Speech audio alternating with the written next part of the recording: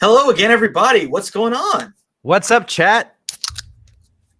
We got another top 100 list episode for you guys. At the end of this, we're going to be halfway through, if you can believe that. Yeah. It's kind of crazy. That's going to be, 15 hours of discussion? Yeah.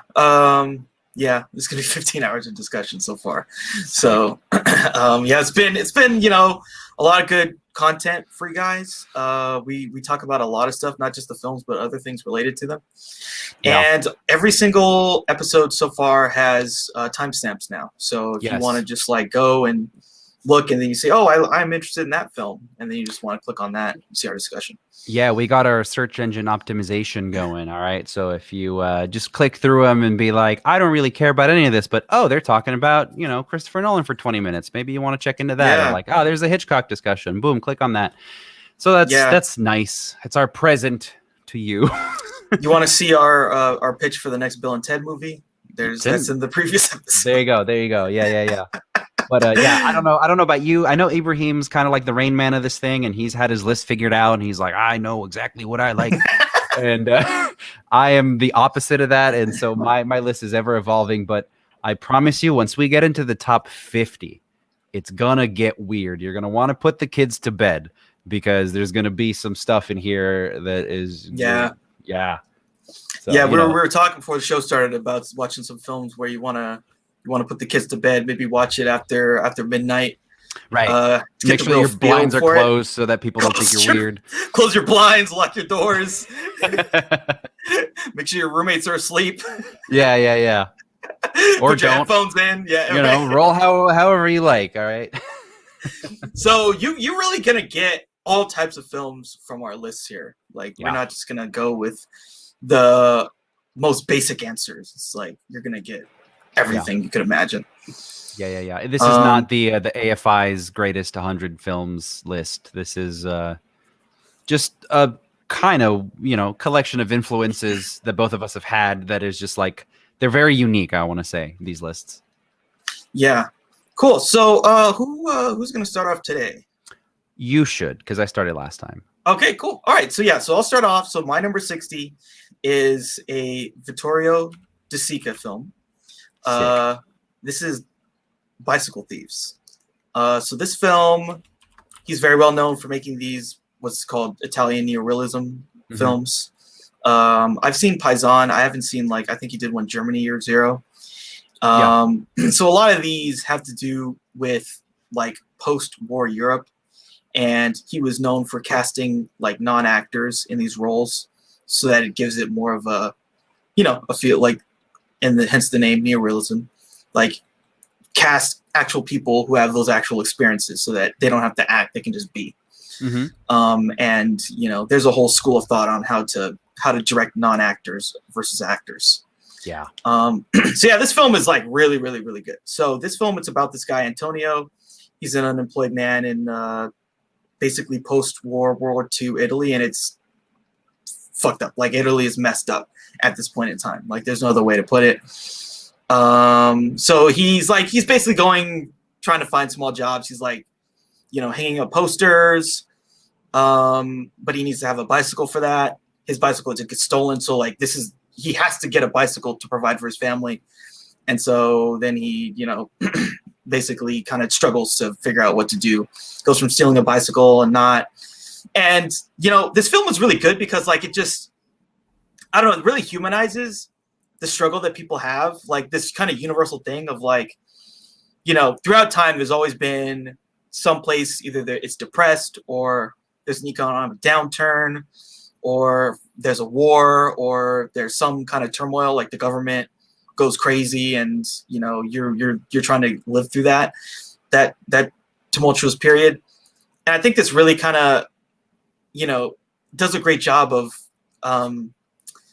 creating a sort of universal perspective on what happens when you have to go through that struggle with because he's doing these things that feel wrong, but he's doing it because he's trying to help his family, and being able to put it in those terms of not judging the person or being oh, this person is evil because they're stealing. It's well, you can see the country is totally everybody's struggling. So you can see why this person was pushed to do that. And it's sort of, it's a call to action for us. It's sort of like, last week we were talking about, some of the Frank Capra films. And this is kind of like, I guess, another way of getting at a similar type of idea, but showing showing a good person sent to do things that are sort of immoral, I guess you would say, quote unquote.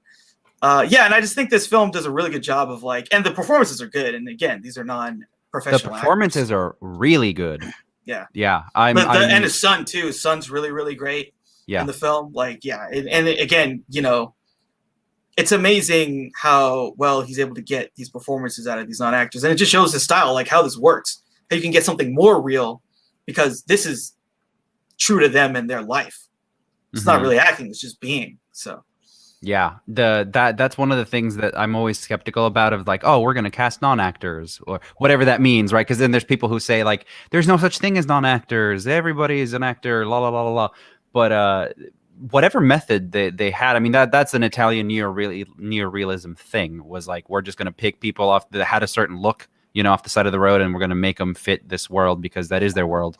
Yeah, and some of these performances in these old neorealism films and some of the French new wave stuff has this as well, but I really like the way that this film is just kind of it's not too cinematic. It's just kind of photographing kind of those areas and just things are happening. And I like that a lot. I like it when just the camera's there and then things are happening as opposed to just trying to really go out of their way to create some kind of language for it. I really like this film as well. Yeah, he does a really good job of and like you said, there's no, it's all story. There's no directorial tricks or anything like that. Right. It's all story. It's all character. And it's very effective. It's very, very effective. And I think it's one of the most effective of this sort of movement genre of films. Yeah, it's definitely referenced as the one, or at least a starting point to get into the Italian neorealism stuff. Yeah, for sure. It's definitely seen as, the one. I like a lot of the Visconti stuff, Luciano Visconti. That's kind of where he got his start, was doing neorealism kind of stuff. And I think he did The Postman Always Rings Twice, a version of that, an Italian version of that. I like that kind of stuff. And again, De Sica, he's done Paisan was another one, which was about, I think it was resistance fighters or something like that. I forget. I haven't seen it in a minute. It sounds about right. I think it was about the common folks or whatever. Yeah. Yeah. How they were reacting during the war. There's a lot of, I haven't seen, like I said, I haven't seen Germany Year Zero yet. I'm probably going to watch that at some point next year. But yeah, he really kind of honed in on that type of filmmaking. That was his specialty. And, they're very effective because especially this time period, the post-war war, it was very tumultuous for people in Europe. And that's kind of something, especially from America's perspective, that we kind of forget because it's not we got bombed or whatever. Yeah, you don't really have a frame of reference for it. We didn't get bombed. We just, did D-Day, and then, the war in Europe kind of ended, and then nuked the Japanese, and then it's well, then it's over. And then we did, what's it called? We basically gave Europe money to rebuild, and then things were good. It was peaceful.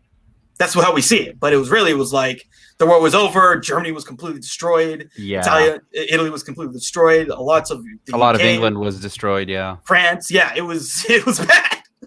Yeah. It was bad. It was really bad for probably, a number of decades. And, it wasn't hunky dory.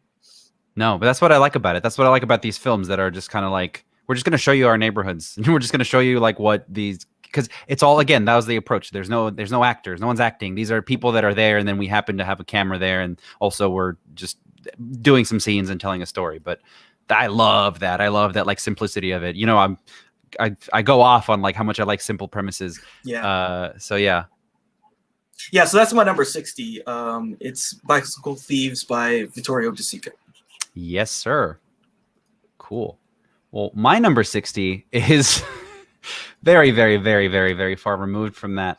And I was debating whether or not to even leave this on the list. But the more I was looking at it, the more I saw this title, the more it triggered this like Pavlovian thing in my brain that I like of remembering watching it as it came out as I was like a kid / teenager, whatever, in Romania. It is The Score by Frank Oz, of all people.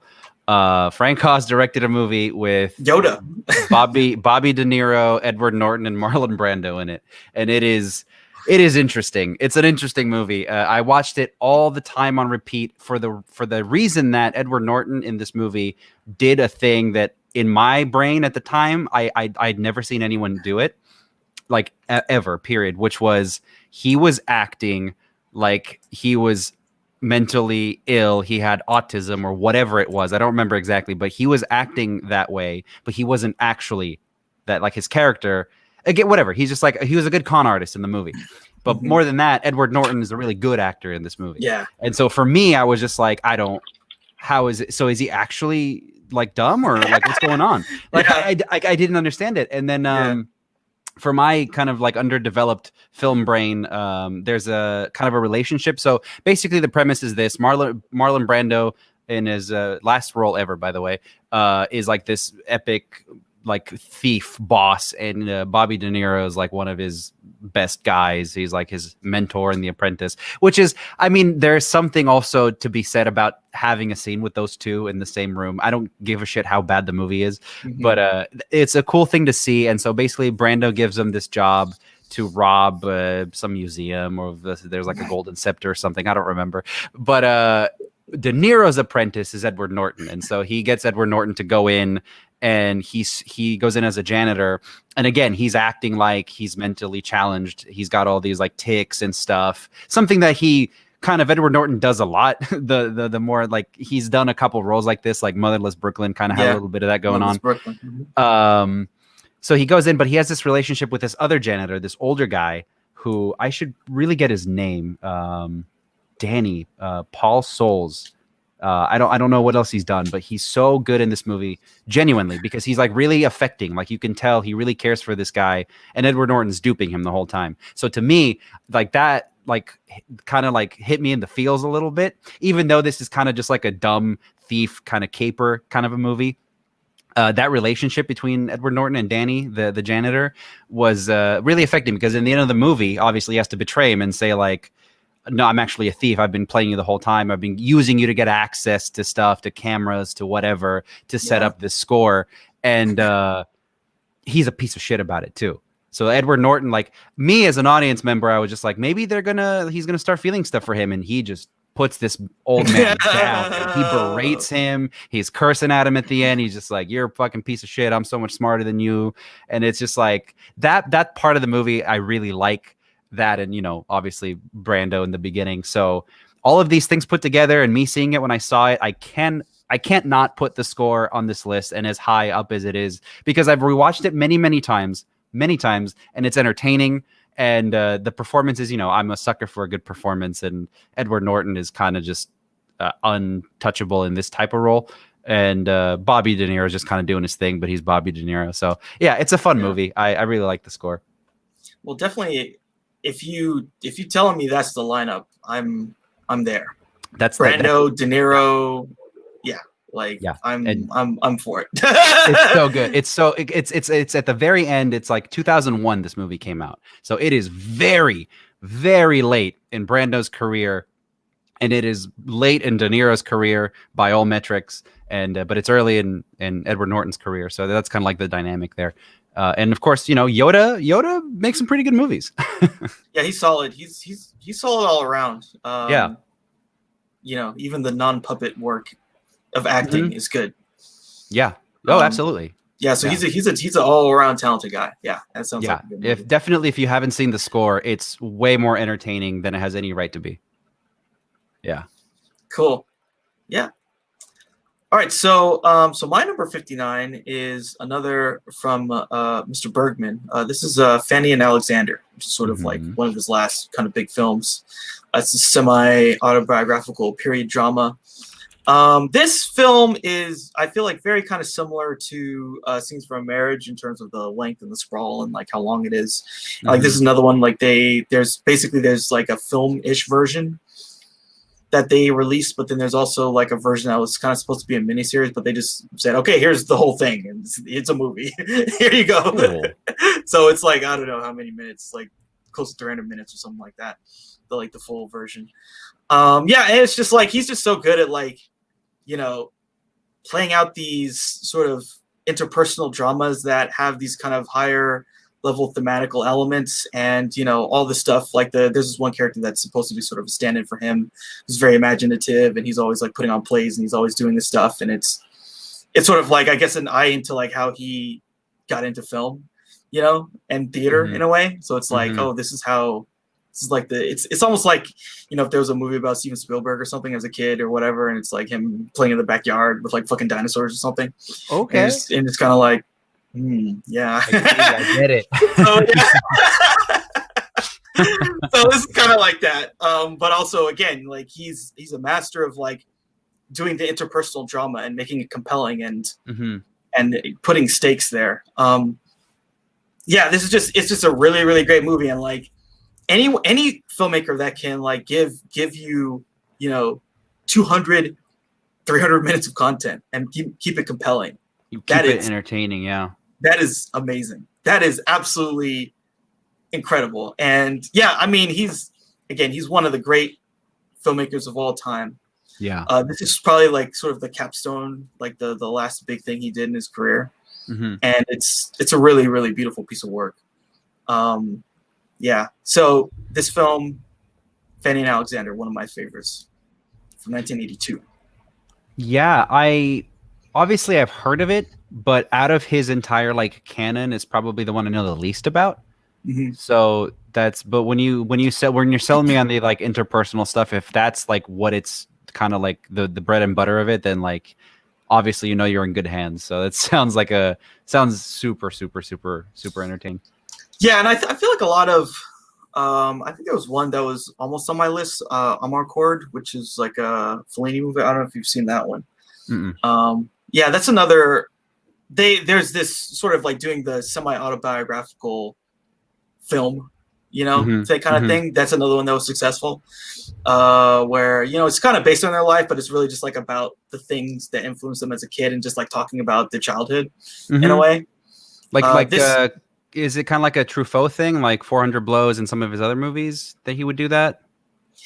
Sort of, yeah. This one's like kind of sprawling though, because like it's pretty epic and it goes over a kind of longer period of time. Okay.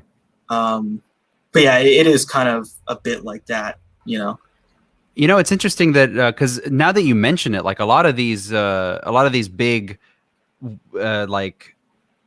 big directors from different eras and different countries and stuff, and different kind of like cinematic like movements, they've all kind of done directors always put autobiographical stuff in there, but I feel like they all have that one movie that is just like, I'm gonna do my childhood, but like, change some things around here and there. But really that's the thing that we use to like psychoanalyze them 50 years later. It's interesting to me that like none of the big kind of either the movie brat generation or like the new Hollywood guys have really done that.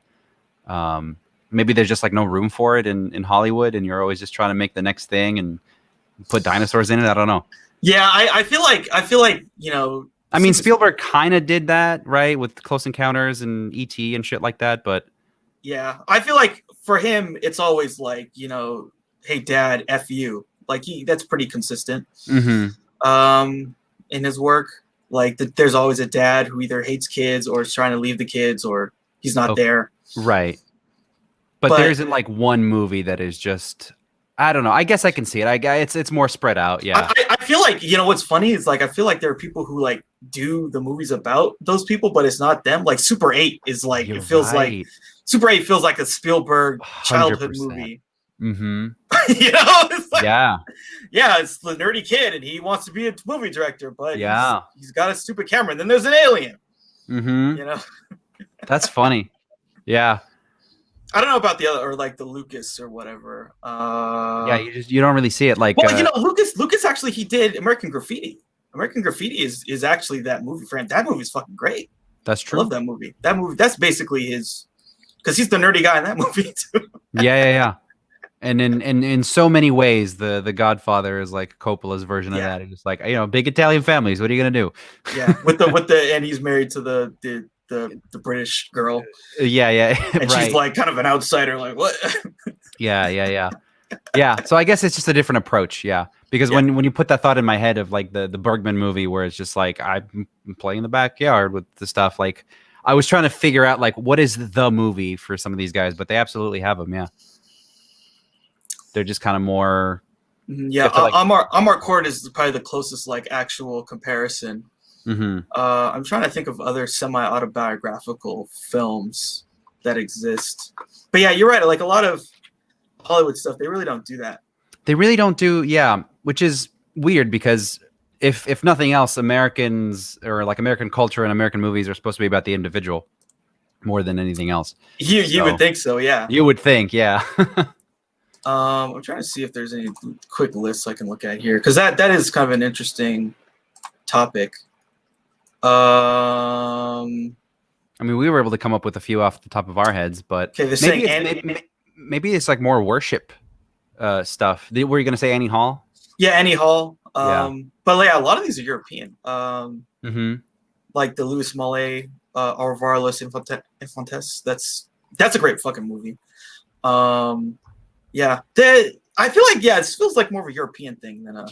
Yeah, maybe American. The more I think about it, like the big kind of American directors, what they really get off on is paying homage and kind of worshiping other like films and directors and stuff. Yeah. That's more of an American thing. Like it's a lot more referential than the European stuff, which is very, very, very personal and like, or like the people that are doing so. Like they list here like Lost in Translation. Sure. Okay. The Squid and the Whale. I love that movie. I love that movie. And The Tree of Life. But like, this is not, right? I'm talking like I want to see John Ford's, one. I know, movie. Yeah. Not his 100 movies put together, and then you can get. But like John Ford, if he took his life and then made it a Western. God, that'd be cool. Hey, listen, we got to stop doing this shit because some dickhead in Hollywood's going to listen to these podcasts in like 5 years and they're going to get our ideas. Yeah. But as you saw from that list, like there's no like really big American directors. Like they're all either kind of like the fringe kind of people. I mean, not to say that, Noah Baumbach or Terrence Malick are like not great directors, but they're not Hollywood directors. Correct. Yeah. They're not making Hollywood films. They're making kind of independent films. Yeah. Yeah.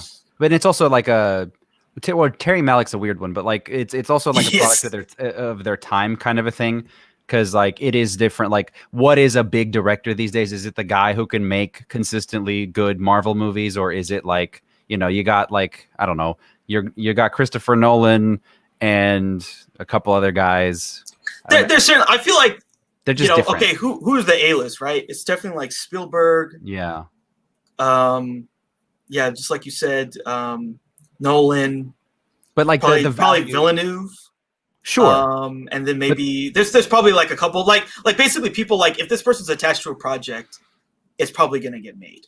Yeah. Right. But the value they place on these guys is like, can they make, spectacle and can they make money versus, like 50 years ago, Fellini could do whatever the fuck he wanted and he would make money. So yeah, it's interesting. The other thing too is like a lot of this stuff now has become like, I don't know. It's like you're the person who oversees the massive thing, True. Because I mean, look, if you and someone there's this one woman, she was kind of Indian, and then they were talking to her to do a Marvel movie, and then she didn't do it, and she said, yeah, they basically said that I would direct whatever, and then they'd have the fucking second unit direct all the other stuff. They would do, yeah. No, I remember that story. She was like, I don't feel comfortable doing this because I've never done action movies, and then they were like, no, don't worry about the action. Action's taken care of. We just want you to sign on to direct this movie, and like. That doesn't make then sense. Why? It's like then exactly. Why? Like So I'm gonna direct like a third of the movie. And that movie is directed by basically what's his name? Feige. Feige is the one who's like, I know exactly how all this is gonna go. I have my second unit director, me and him make the movie. Yeah. And then there's some other person who has input for sure. But you are a steward of this machine, and the machine lives with or without you. Yeah, I guess the big Hollywood machine movies are not really conducive to the kind of like intimate personal stuff that like is, was big or is big 30, 40, 50 years ago, but nowadays it's kind of just more indie side, because that's where you go for that stuff. I think it Yeah. all ties back to the discussion that we've been having, that are just like some of these like mid tier or like more interesting different kind of movies just kind of go other places. They don't really, we're not talking in it like, because when a movie, when Bergman made a movie and it came out, it was huge, and it probably played for like years in theaters in Europe, versus if you had like The Squid and the Whale probably open to a limited release and it played in a couple theaters and whatever. Moving on, what was it? War of the Worlds was out that year. You go watch that. Yeah. Yeah. Yeah, exactly. So they're just different things, but very, very, very cool. I have heard, again, I've heard of Fanny and Alexander, but I gotta watch it. Yeah, it's another long one. I like long. He's got some great films. He's got some really great films. I really, really, really think he's one of the greats. He's definitely one of the greats. Yeah, so that's my number 59. Number 59. Okay. All right. Taking it back to kind of what we were just talking about. My number 59 is another one that, again, like we got to this point on the list and I'm like, what are the movies that make me feel things when I read the title? John Wick makes me feel things, dude. John Wick is number 59 for sure. And we talked about it in some of the other episodes. I don't remember which ones. Like we've had discussions about this movie, but the reason it sticks out for me is because it was like very unassuming. Like nobody really expected this movie to be what it is, as certainly not to like revitalize and like deify Keanu Reeves in the way that he is now. Like right now, he's at the absolute top of his game. But when John Wick came out, it kind of looked like another one of those Liam Neeson type movies of like the A-list actor from 20 years ago was going to get a movie and he's going to get revenge on some people, whatever action.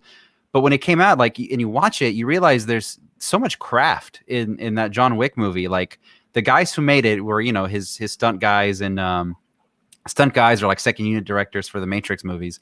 And they knew they had a relationship. Like this movie doesn't really get made, I feel like, if they didn't have that relationship, Keanu Reeves and the directors, because they knew they played to their strengths. They knew the stylistic action. They knew what Keanu could do and what he was willing to do, the kind of like stuff he's willing to learn to get in shape, to learn the moves, the gun fu, whatever you want to call it. And so, but for me personally, the reason I like this movie so much is, again, the premise is simple, right? You've got a guy who's a retired assassin and you don't really know anything about his past. His wife has cancer or whatever, and she dies and she leaves him a dog. That's relatable. They kill his dog. That's very relatable. And then you've got this incredible performance by Michael Nyqvist, who plays the villain in the movie, basically. But he's only the villain insofar as like his son did a shitty thing, and it's just kind of like he has to kind of see it through. Basically, he has to kind of like see this fight through. There's great performances. I think they get lost in this because there's so many sequels now. Willem Dafoe's in this movie as like John Wick's friend. He's great in this movie. Ian McShane, the kind of like head of the once they get to the Continental, and you kind of like, it was just so unexpected for a movie that is this simple and the premise is kind of stupid to like. It just has so many layers, and once they get to the Continental and you see kind of like this hidden world of assassins, and like they deal in these coins, and you're like, what the fuck is going on? It's really cool. I have to give a special shout out. You got to see this movie. I mean, in theaters, it was awesome, but like the 4K Blu-ray of it, you got to see like the lighting in this. They went for a very stylized, neon drenched kind of approach to it, and it's got that like. I feel like Drive came along, and it kind of like put that at the forefront for a lot of these movies where like you got to have the loner guy, you got to have like that synthwave music, and you got to have neon blasting everywhere. This is that, but like with just a lot of really, really well choreographed action. I mean, I can go on about John Wick, but I don't think I need to justify it at all to be on this list. It is a damn good movie on its own.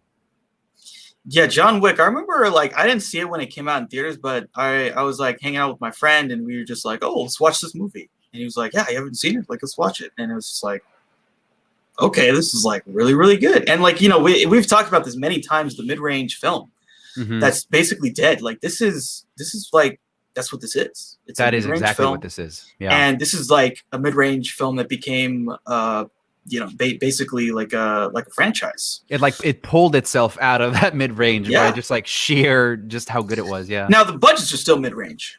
Yeah. And I think the sequels are good.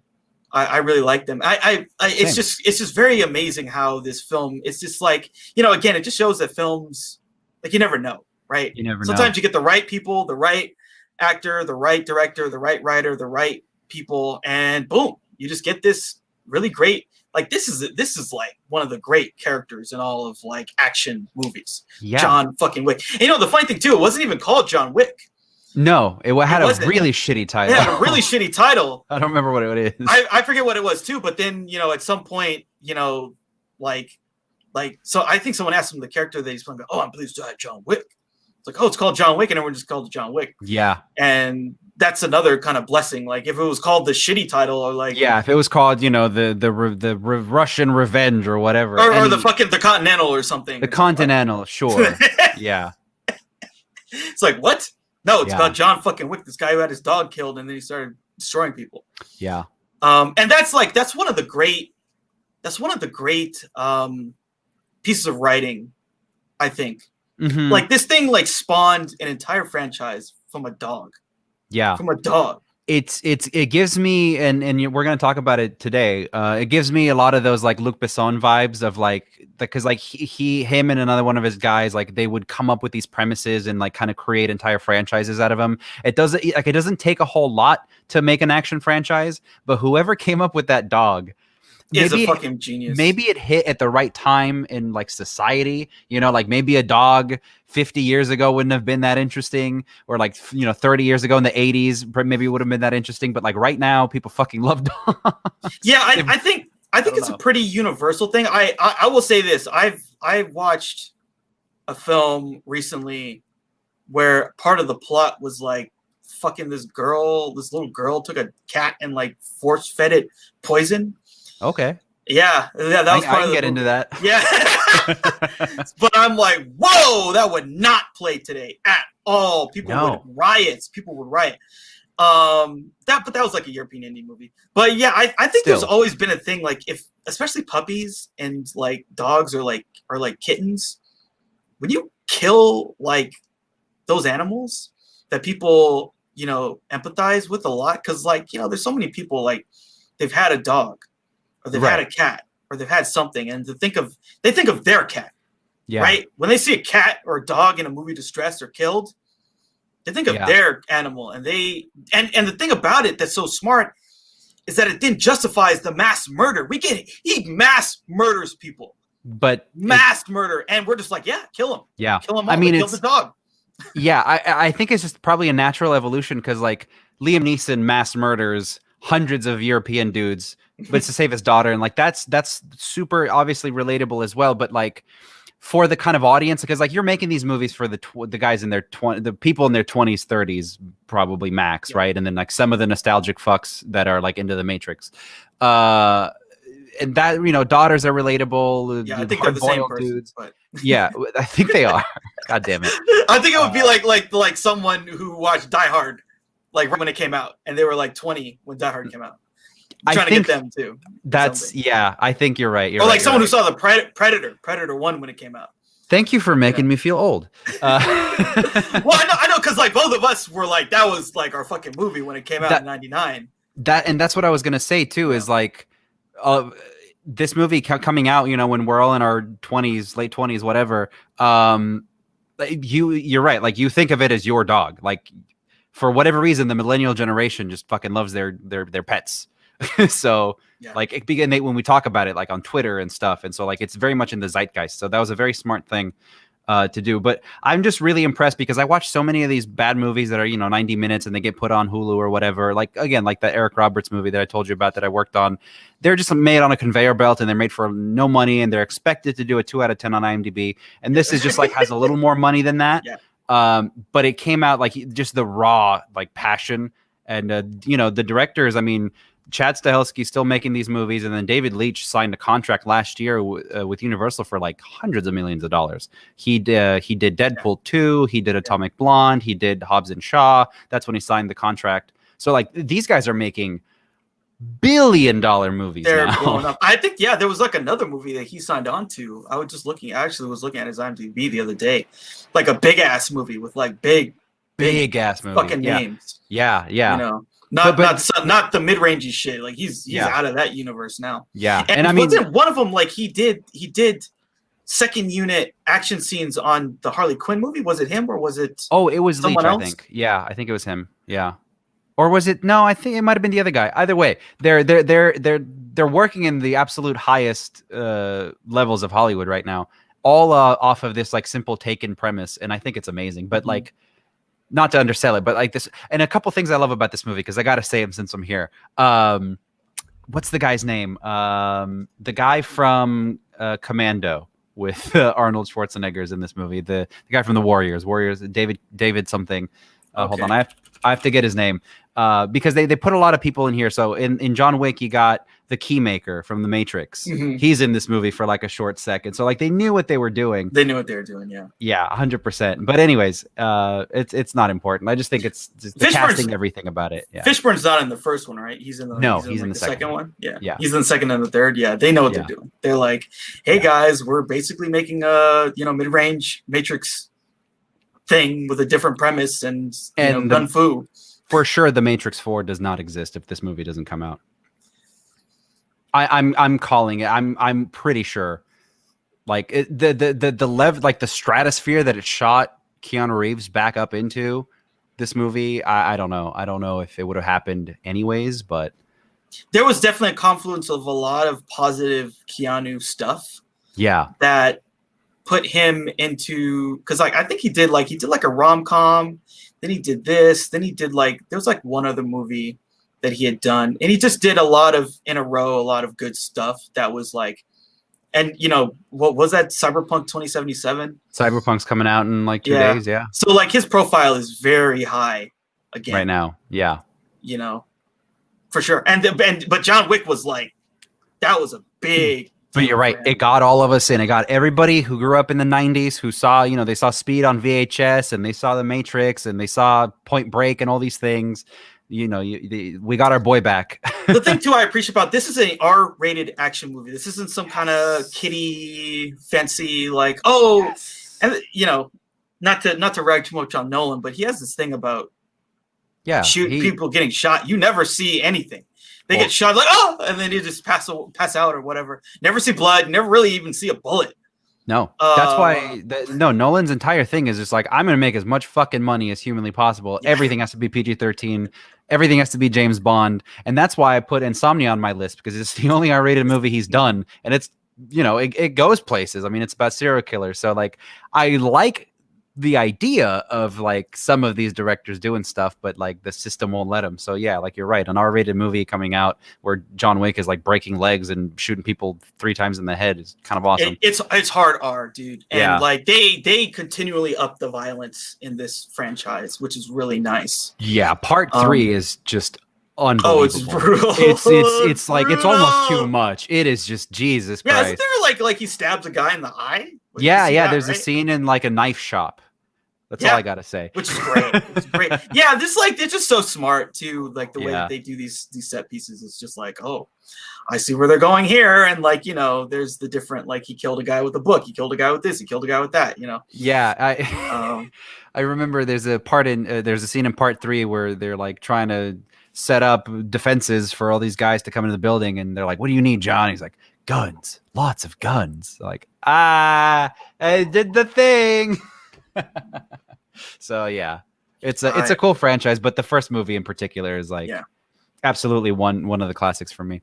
And I think it's really good that you brought up like the Taken and the Transporter, the kind of stuff, the Luc Besson stuff. Like that was his basically his empire was built on creating these like premise franchises. Yeah.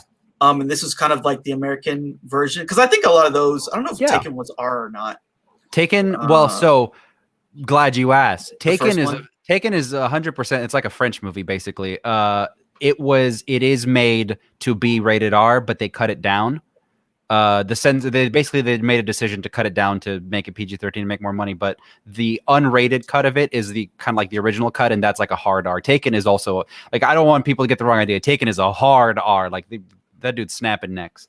But not quite like this though. This has got just a little more of that gun fu in it, like the equilibrium thing going on. Yeah, the gun fu is something. And I don't know if we'll talk about some of the Tarantino stuff, like the the heroic bloodshed. Yeah. That never totally translated into America, I don't think. No. This is the closest. People think it's funny or weird. Yeah, they certainly don't get it. I think because it can be a little bit over the top. Mm-hmm. And almost because like there's some of those John Woo films like The Killer. There's some shit that gets it's beautiful, but it gets very video gamey where like it's like, dude, I just saw a scene where he killed 30 people. He killed 30 fucking people, and he never reloaded his gun. It's like boom, boom, boom, boom, boom, boom, boom, boom, boom, and then he's in a fucking Mexican standoff. But like for what it does, it's like it's beautiful. It's beautiful. But I think this kind of gives it the type of context that works in, I guess, the American kind of cinematic landscape. I think, so the American thing, not to go on for too long on this, but from what I can gather, because I kind of study these types of movies, the American thing that really, really, really like they get into it is the revenge aspect. And especially after 9/11, there's like a pretty very specific shift of like, before it would be like, I mean, there was always been revenge movies, but I feel like the reason these movies have got so big in the 2000s is just like you got the one guy representing whatever. John Cena is the Marine, and they kidnapped his wife. Like, there's so many of these movies that got made, and so I feel like the revenge thing plays really, really well to American audiences. So, and especially if you put a dog in there, you can justify any amount of splatter and extreme violence, and the Chow Yun Fat killing 30 dudes in half a second. Like, I feel like that kind of helps. Yeah, for sure. But yeah, I do think that this film is like within that, equilibrium, the heroic bloodshed stuff. Like, it's just like kind of trying to bring it to a point where people can consume it. Because like those films, I love Equilibrium. I love those like The Killer. I love those John Woo movies. Yeah, those John Woo movies kick ass. Yeah, Hard Boiled, that shit kicks ass. Oh, Hard Boiled. But that's like, it didn't, like, when they brought him over here, he did like 3 films, and then they kind of kicked him out, which sucks. And they fucking they made him, I don't know, they just didn't give him. No, they made him make a World War II movie with Nicolas Cage. Like, just stop it. Stop it. He should have been doing like some kind of Lethal Weapon kind of shit, Yeah, well, his Face Off was kind of that. I don't know. Like, they tried with John Woo. He got his Tom Cruise moment. It was fine, but like he kind of decided after a while, he was like, he wanted out. Done with these people are insane. They're never. Yeah. He wanted out. Wanted out. But they gotta like give him like, what's a good like 90s. The best one he ever made, in my opinion, is Hard Target with Jean-Claude Van Damme. That's why he came to Hollywood. He's like, I want to work with Jean-Claude Van Damme because he was hot as fuck back then. And that movie's got Jean-Claude like basically riding a motorcycle like a skateboard and like doing flips off of it with 2 guns in each hand. Like, it's got all the John Woo shit in it. It's very Hollywood, but like I get what you're saying. Like, they need to just open up a little more. It's like the same reason when like, Edgar Wright goes to Marvel and Marvel's like, no, you can't. No. And he's like, all right, fuck you. I'm going to go make Baby Driver. And the best thing ever. They like took his nuts and went like that. Yeah. So they were like, no, you're going to do this because we don't care about you. We're not hiring you because you're an artist. You're a part of a machine. And the machine is far more important than you. So yeah, you're going to have this scene where he meets with, fucking Tony Stark or whatever. I don't care what you have to say. Mm-hmm. Yeah. And you have to shoot it this way. You can't make it weird. So yeah. Yeah, you can't make it funny or interesting. Exactly. Yeah. But no, it's interesting. It's I'm sure we're gonna loop back around to this discussion over and over again because it's just like a little miracle of a movie. This one that it came out the way that it did. Totally. Yeah. Totally. Yeah. It's always great when a film surprises you because it gives you a good feeling. Mm-hmm. Yeah, and we're still talking about it, and it's a franchise, and their Stars was developing a series about it called The Continental. So we'll see if that ever manifests because COVID happened. But yeah, it's awesome that something genuinely good got repaid with more installments. It's that doesn't happen very often. Yeah, totally. And again, like this is a film through Lionsgate. Yeah. And that's another mid-major, and they take a lot of chances. They take a lot of chances. Like some of them kind of explode in their face, unfortunately. A lot of them do, yeah. Like I feel like all of those Johnny Depp in a computer movies, like they were putting those out, and the Ryan Reynolds one where he's like dead, but he's in Kevin Costner's head. Like that's a movie, I think. And then Gal Gadot's in it too. Like, I don't know if you heard about this, the Chaos Walking. That movie where I have, yeah, the so they struck it really well with the Hunger Games stuff. So they kind of went into the well again, and so they got another property, and so they cast Spider-Man and Daisy Ridley. Right? Yeah, but that and then they got Doug Liman or whatever to direct, and then it just blew up. The budget blew up, and they couldn't complete it, and so it sounds like it's going to be a problem, but that's like a $200 million who knows what boondoggle basically. You don't sign like that's a Lionsgate thing, you're saying?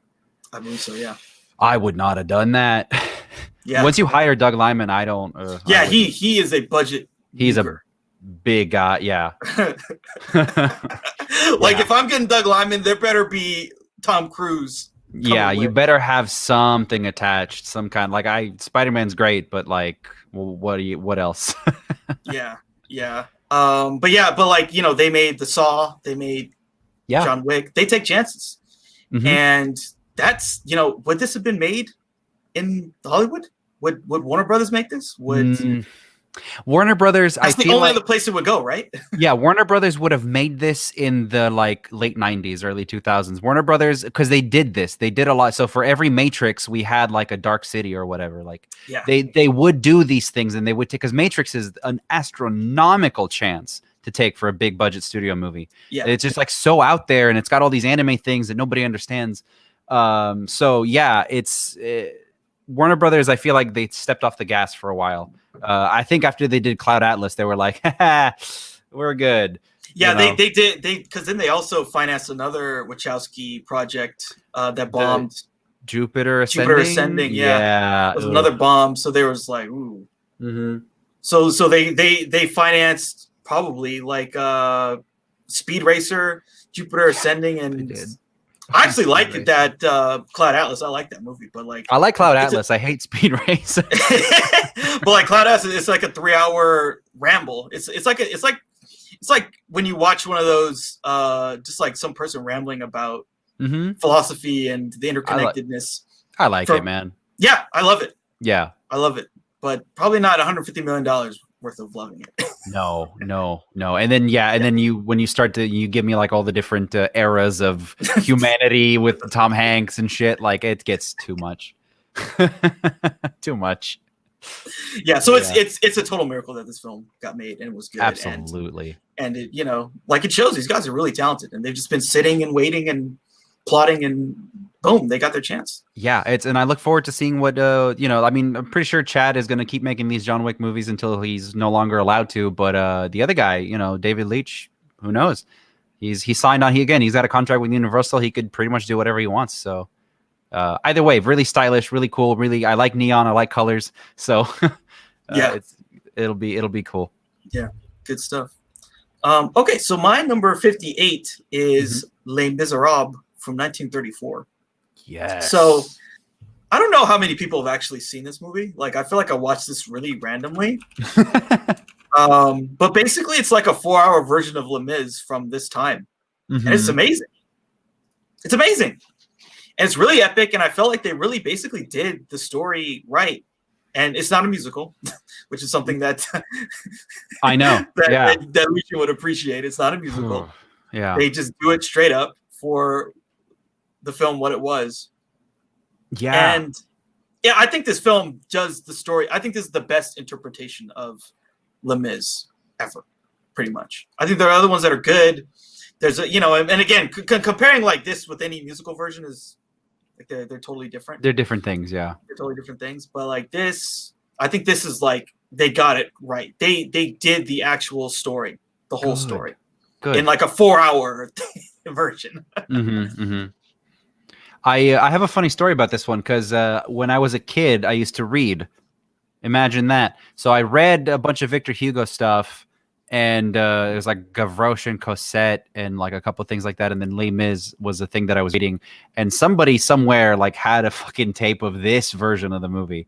And I could not, I mean, I was a kid, so like I really, really couldn't get into it. But like weird that it would come back up again at this point in my life. Yeah. Maybe it's worth going back to because I specifically remember like someone was like, "Oh, you're reading the book. They made a movie," and I was like, "Oh, they made a movie," and then they put this on, and I was just like, "What is this?" Yeah, I really appreciated it because, like, it really goes there with the story. Like, it does the story justice, and it's kind of a universal story. Like a guy, it's like the stories from that time. It was always like someone got fucked over by the government or something, or like they were just like they got wronged in some way and they need to get revenge, but society is just screwing them over. I really I think this is like, and again, it's hard for people to get into a 1930s 4-hour or whatever version of the story as opposed to seeing the musical. That's fun, it's short, they cut out all the interesting stuff. Sure. I mean, I would definitely be more inclined to get into this one. But that's just me. Yeah, I'm just thinking of like they have the Hollywood thing. Yeah. And that was really successful. Yeah. Got some Oscars. They had Wolverine play one of the roles. Yeah, well, once you get a Hollywood version of a thing that's like moderately successful, even if it's bad, like it sticks around for a while. I've noticed like that kind of becomes the reference point for a lot of these things when you adapt a thing. Like The Great Gatsby, for example, I think is a dog shit dumpster fire of a movie. But people are going to be talking about the Baz Luhrmann one and the Leonardo DiCaprio one versus the other one, the good one, the Robert Redford one. Yeah, because it's like more recent and it did well, so that kind of becomes a reference point. And so I feel like there's been so many versions of Les Mis that like, there's so many. It sucks that there's something because this, I'm looking at it now, like this looks genuinely interesting again. Yeah, I forget. Let me see how long the full version is. I forget. And it's directed by this guy, Raymond Bernard. Yeah, it's like there's like some films that kind of like there's some people like they make like one really really good film, and then their film's kind of talked about, but like unless they're a big person, it gets lost. Like I feel like we talk a lot more about the great films of like Kubrick and Kurosawa and stuff like that because we're like, oh, look at this great director, like they did all this stuff. But like films like this or whatever, like Night of the Hunter, stuff like that, they kind of get not as talked about as much because the director didn't go on to do more stuff. Yeah, but this was like a pretty incredible. It's even kind of incredible that they let him do it. I'm sure this shit wasn't cheap. It can't be. It's 4 hours and 41 minutes. Yeah, 279 minutes. Yeah. But yeah, this is. I don't even know if they even like have re-released this version. Like on any like any a Blu-ray or anything. Yeah, probably not. Probably not. Again, I know that I had some communist like VHS tape of it, but like not anything recently. Yeah. Yeah, because I saw this like, man, we need to save this movie. Yeah, well, find the negative. We need to find the negative, and I think it might be safe. It looks like Criterion did a DVD of it a long time ago. I feel like I saw the DVD when it like I had Netflix in like 2006 or some shit. That was like the first time I saw this thing on like the fucking DVD. I was like, whoa, this is amazing. This is amazing stuff. Yeah. That's cool. I don't know. There's probably not much else I can say about it. I really wish this is a film that they need to do a restoration of. Yeah, I think sure. so. It looks like it's one of those diamond in the rough situations. Because this is actually a hard film to watch, to find it. And then, you know, because like you're not going to find this on Netflix or Hulu or whatever. It's not streaming anywhere, no. It's not streaming anywhere. Which is how I like them. I always take it as a challenge. Every time I see that something's not available, like immediately for me to just put $4 on, I feel like this is something worth pursuing. Yeah. Because like, I don't know. And this is like the type of film that's fun to champion, you know, like where it's like, hey, watch this film, you know, because like this is different from anything you've seen. Yeah, it's like that version of Napoleon that plays on like 4 different theater screens. That's like 9 hours long. Like that's the kind of shit that like let's get it. Yeah, hell yeah. This is kind of like one of those, you know, just like a cult movie, a cult cinephile movie. A cult, it's like it's super niche, but like that is super niche. It's got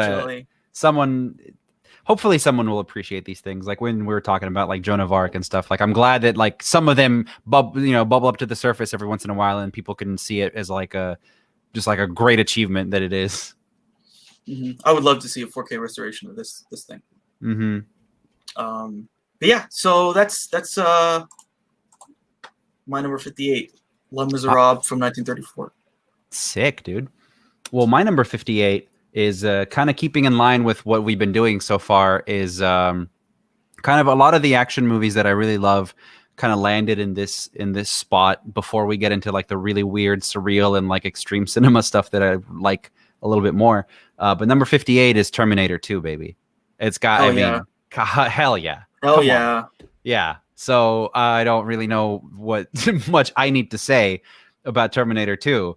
But I love Terminator 2. And I was kind of going back and forth between like, because part of me likes Terminator 1 more because of its like scrappiness. Like it's a very like kind of, you can feel the sheer will of the people that were making it, that like were really trying to make that thing. Like some of the early prints of it are like really shitty and really scratched. And like you can really tell like the special effects, like how they were made and stuff.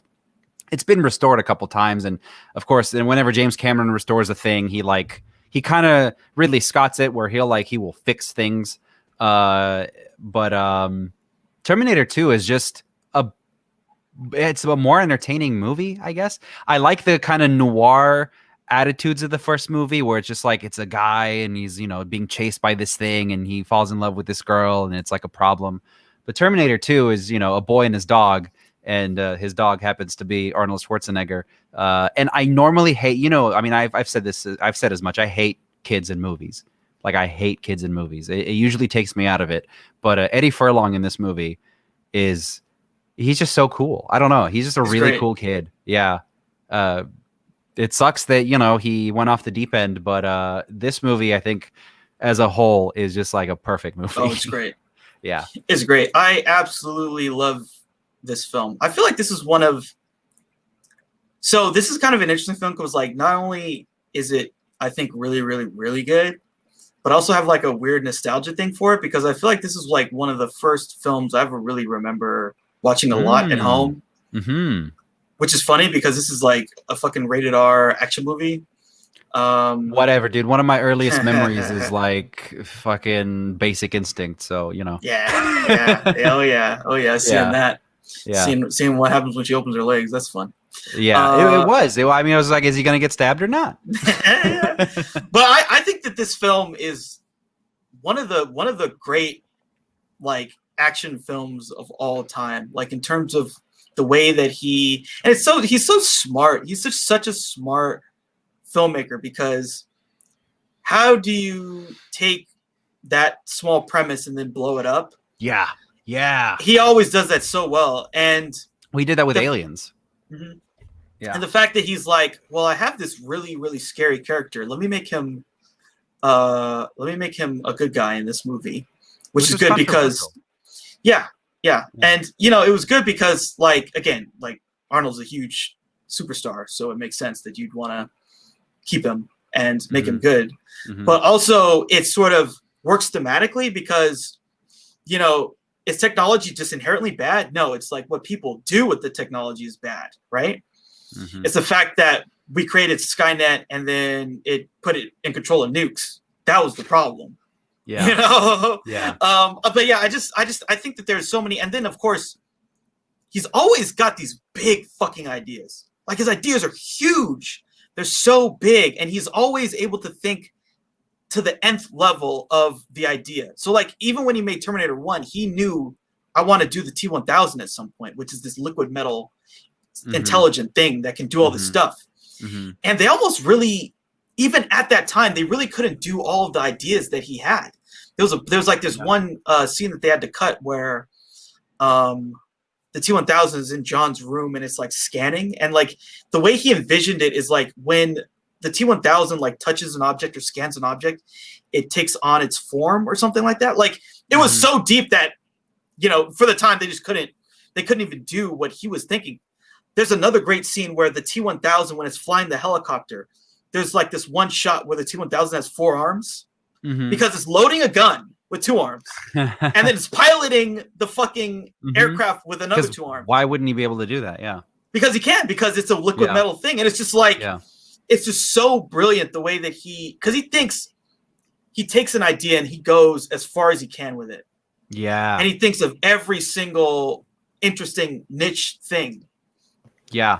That's what I love about him so much. You just like, you're in the hands of a brilliant, brilliant person who's using that stuff to tell a story. Yeah, it's a rare combo of an idea guy and then also somebody who is fluent in like the cinematic language, also knows how to deal with studios, also knows how to do like hands-on practical effects because he has the experience. Like, it's a really rare combo. And the Terminator 2, I mean, we can talk about it all day about how good the movie itself is, but it's also kind of unassuming, kind of like a John Wick situation where like the first movie was, I don't know, 6, 7, 8 years before, right? It was before Arnold was a superstar. It was before, you know, any of these people really were superstars, before Jim Cameron, like it was before he wrote the script to like Rambo 2, you know, and Aliens and stuff. So like it was before all of that stuff. And so to come back and say like, oh, they're going to do another one, like, oh, okay, you know, and you cross your arms and you're like, we'll see. And like you said, like to just blow it up, it's like such a skill. Because there's a couple examples like this, like James Cameron did it, you know, Aliens, script for Rambo, like to take a very simple kind of like unassuming movie and make it like really like what we're still doing now, like because they were selling Terminator toys now, and they had the ride at Universal, and they had Terminator 3D games, or all this other shit. Yeah, which was fucking awesome, by the way, because it's another one of those things like we were talking about Blade Runner last week of like it is supplemental to the movie itself, but they don't really like, it's not important, but to see it like it's all like it all comes from the same mind, and I love that. I love that it all kind of fits together. But like to take such a simple idea and like a small movie to blow it up and to keep everything consistent, like to make it feel like it's part of the same thing, and you didn't just like, you know, give it to Kevin Feige, like it's kind of amazing. Yeah, and I think the thing too is like it's you know, what he does too with Sarah Connor in this movie. Yeah. Well, he does the same shit with, like he did with Ripley, basically. Yeah, he does. Makes her a fucking legend. Yeah. I was watching the other day. I just love the scene where they're in the desert, and so first off, there's another thing too. The scene where she has a dream about the nuke. Yeah, I love that. That scene is actually like really fucking scary. Like, I don't know, I didn't really get it as a kid because, like, again, like for me, I feel like the whole Cold War shit was like, you know, it didn't hit us because for at least Americans my generation, because like it was over. Well, it didn't hit us, and sure. You know, we don't. It's not like people like my parents at some point, probably, I don't know, maybe they didn't care about them, but like they were like, hey, probably you have to like dunk under a desk if you see a flash because that's a nuke. There were Americans who were taught that. Dude, when I was learning about this stuff, it scared the shit out of me. It did. Like I understood it in like it hit me. So when I saw that scene from like the whatever 18th Redux cut of Terminator 2 with that dream, it genuinely scared the shit out of me. It genuinely, because like the thing that like, and again, you know, when I watched this, like the more I sort of read that people who are scientists were like, that's what happens. Mm-hmm. That is what happens. there's a flash, you get instantly incinerated if you're too close. And and what they did in the film is like the people turn into dust. A human turns into dust. Yeah. And then the shockwave blows them away. Yeah. That's what would happen to a human being. You just disappear. That is fucking insane. I know. That you turn into dust. Like nothing. So that was like scary to read about in high school, but like to see it, like the way that he did that scene with because he sets up that playground and you see the kids and everything, and you're already on Sarah Connor's side, like you're already empathizing with her, and yeah, it's some scary shit. Yeah, and so there's just so much impressive stuff, and I love the scene where she goes to kill Dyson and she's in that fucking tactical outfit. That's some iconic shit. So badass, dude. That's so badass, dude. Yeah. I love it. Yeah. I'm like, dude, I like that. I like that. Yeah. You know, there's just so many iconic things in this movie, man. Yeah, there's just so much. Like they literally, practically flew a helicopter under a bridge. Yeah, and it was so crazy that no one else was going to shoot the scene. So James Cameron is the person behind the camera shooting that scene. Because they were like, dude, someone's going to die, and I don't want it to be me. He did that shit again. He did that shit again in True Lies. He dangled Jamie Lee Curtis out of a helicopter. Like he just fucking does things. He's crazy. And like he brought up so I think the one sort of the weakness of Cameron is that he does go like he's going to spend a lot of money. Terminator 2 went over budget. Titanic went over budget. Yeah. Avatar probably went over budget, but he's so good. But he hits every time at least. He hits every time. Hits every time. And the films are good and they resonate with people and they work. So yeah, he's going to double the budget, but you know, if you double the budget on fucking Pirates 12, it might be a bomb. But with James Cameron, at least you're going to get something that's going to really resonate with people. Yeah. And that's why I think it's very important. Like it's definitely like if James Cameron like dies tomorrow, it's a big loss because it's not like you can't get 18 different people that are equally good at like different things to make a movie like this. But that's like an impossible task to have one guy that has all of that in his head and he's able to like put it all together. You know, that's the skill. And I mean, like you said, that lends itself to going way too far with stuff. And that's why there's 18 Avatar sequels and we haven't seen any of them. But, and he says that he's done shooting principal photography for 2 of them.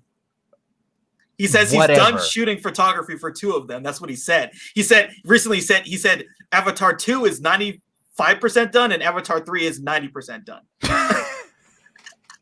We've seen not a single minute of these sequels. But it still took him 15, 20 years to do a 4K restoration of Terminator 2. So like by the time he gets done with those effects and shit, forget about it. Who knows?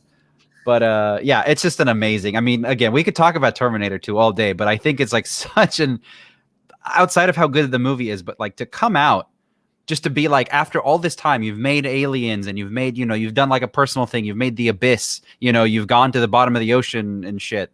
And then you're like, yeah, I want to go back to the Terminator. And people are like, what? But you're so far beyond that. Terminator was like a small little kind of, noir horror movie that you made. Like, why would you want to go back to that? Like, no. I got ideas. Like, that's awesome. That is such a great, like, feel good. Yeah. And moment. Like, I think we've talked before about like the, the subverting your expectations kind of stuff. Right. James Cameron is the opposite. He gives you everything you want. What does this movie open up with? A fucking Terminator stomps on a skull, and we see the future battle. We see it the way that he couldn't do because he didn't have enough money. Mm-hmm. And he shows the war. And it's fucking awesome. And to this day, it's like when people talk about Terminator, because people are talking about Terminator all the time. And that's one of the things one of the great sadnesses is like, we want to see so much more of that future war that isn't shitty. And still the best that we've ever seen is like that beginning bit of Terminator 2. And I know recently James Cameron said something about like he would be into doing a future war Terminator movie, but that's never going to happen because, we are going to be 80 years old by the time that comes out. But, a man can dream. Yeah. I mean, I think at this point, we all know there's basically 2 Terminator films. There's the first one and this one. And everything else is just some fan fiction that people spend a lot of money on. Yeah. unfortunately. A lot of money. A lot of fucking money. But it's like you said, like the budgets can bloat, and they do. But when they bloat under James Cameron's kind of hand, it's okay. But when it's Terminator Genesis, it's not good. No. And even Salvation, there were moments where we were like, oh, is this it? It's not.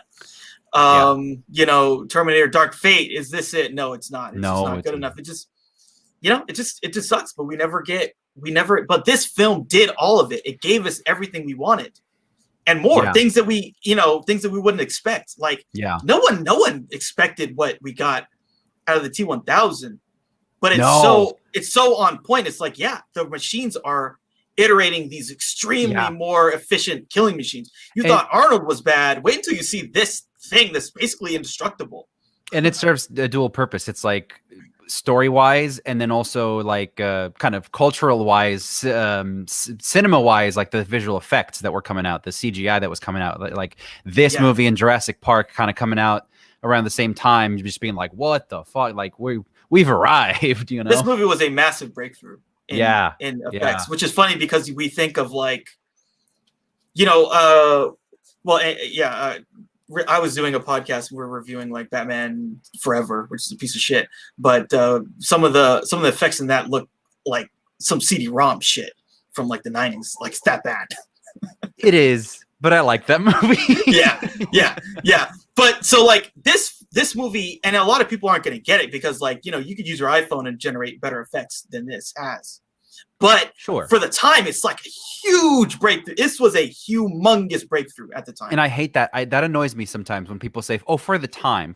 It sounds like an excuse, It's like, well, yeah, but for the time, these were really good effects. Like, there's nothing better to me than to show Terminator 2 to someone, like the 4K version that came out a couple of years ago, and just be like, this was the movie that came out 30 years ago. I'm not going to tell you that. You're just going to watch it and assume it came out yesterday, and it still holds up, even a little bit. It does hold up. Yeah. It's incredible. That's like the biggest kind of like fuck you, like biggest achievement. Yeah. And a lot of that had to do with like he's a super perfectionist, and there's a lot of mix of practical effects and the CGI effects. Yeah. Like there's a lot of stuff where I know like when Arnold chops him in half. Mm-hmm. The T-1000, that was done practically. Yeah. Or at least when he's like in half. There's also like when he gets shot with the grenade and he's like blown up into this weird, that was done practically too. They just did such a great job of like mixing all these things to really make this incredible experience.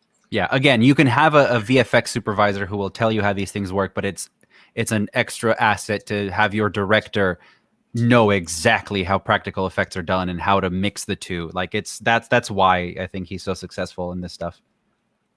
Yeah, totally. Big fan of that movie too. Mm-hmm. So yeah. Okay, cool. So my number 57 is an Akira Kurosawa movie. So this is a film called The Bad Sleep Well. So this is like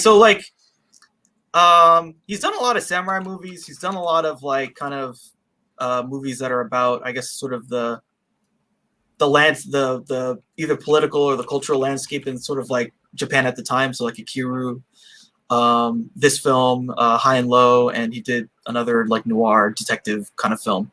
Mm-hmm. So this film is basically his take on Hamlet. So, but yeah, it's fucking great. But in like sort of the corporate structure. So basically, Toshiro Mifune, he's the main character. He's basically the Hamlet character. And so then his dad just like dies, but he knows there was some, there's some fuckery about. Yeah.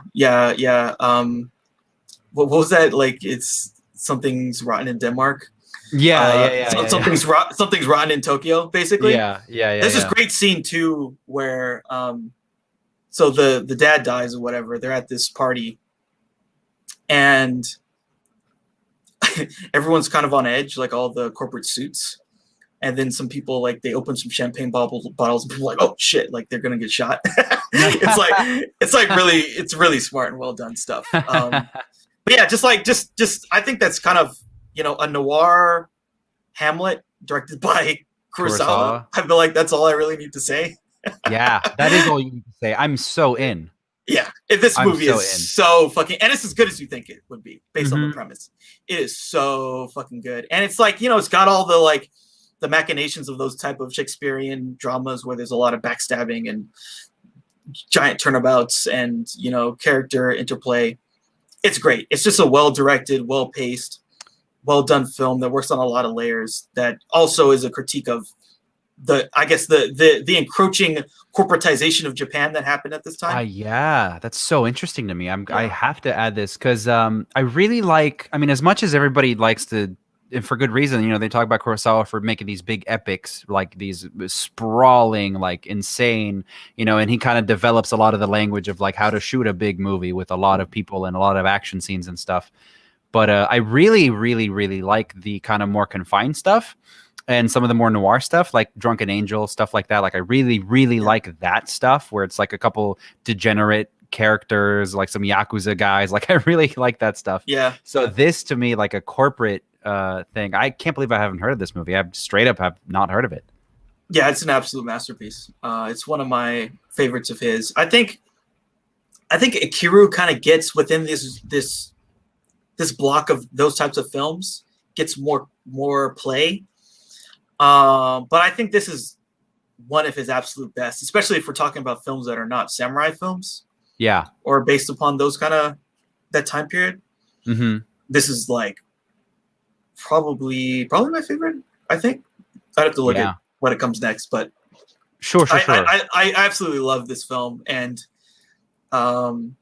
it's just so amazing how he weaves all the the political plot machinations with the character stuff. And it really works. It really works well.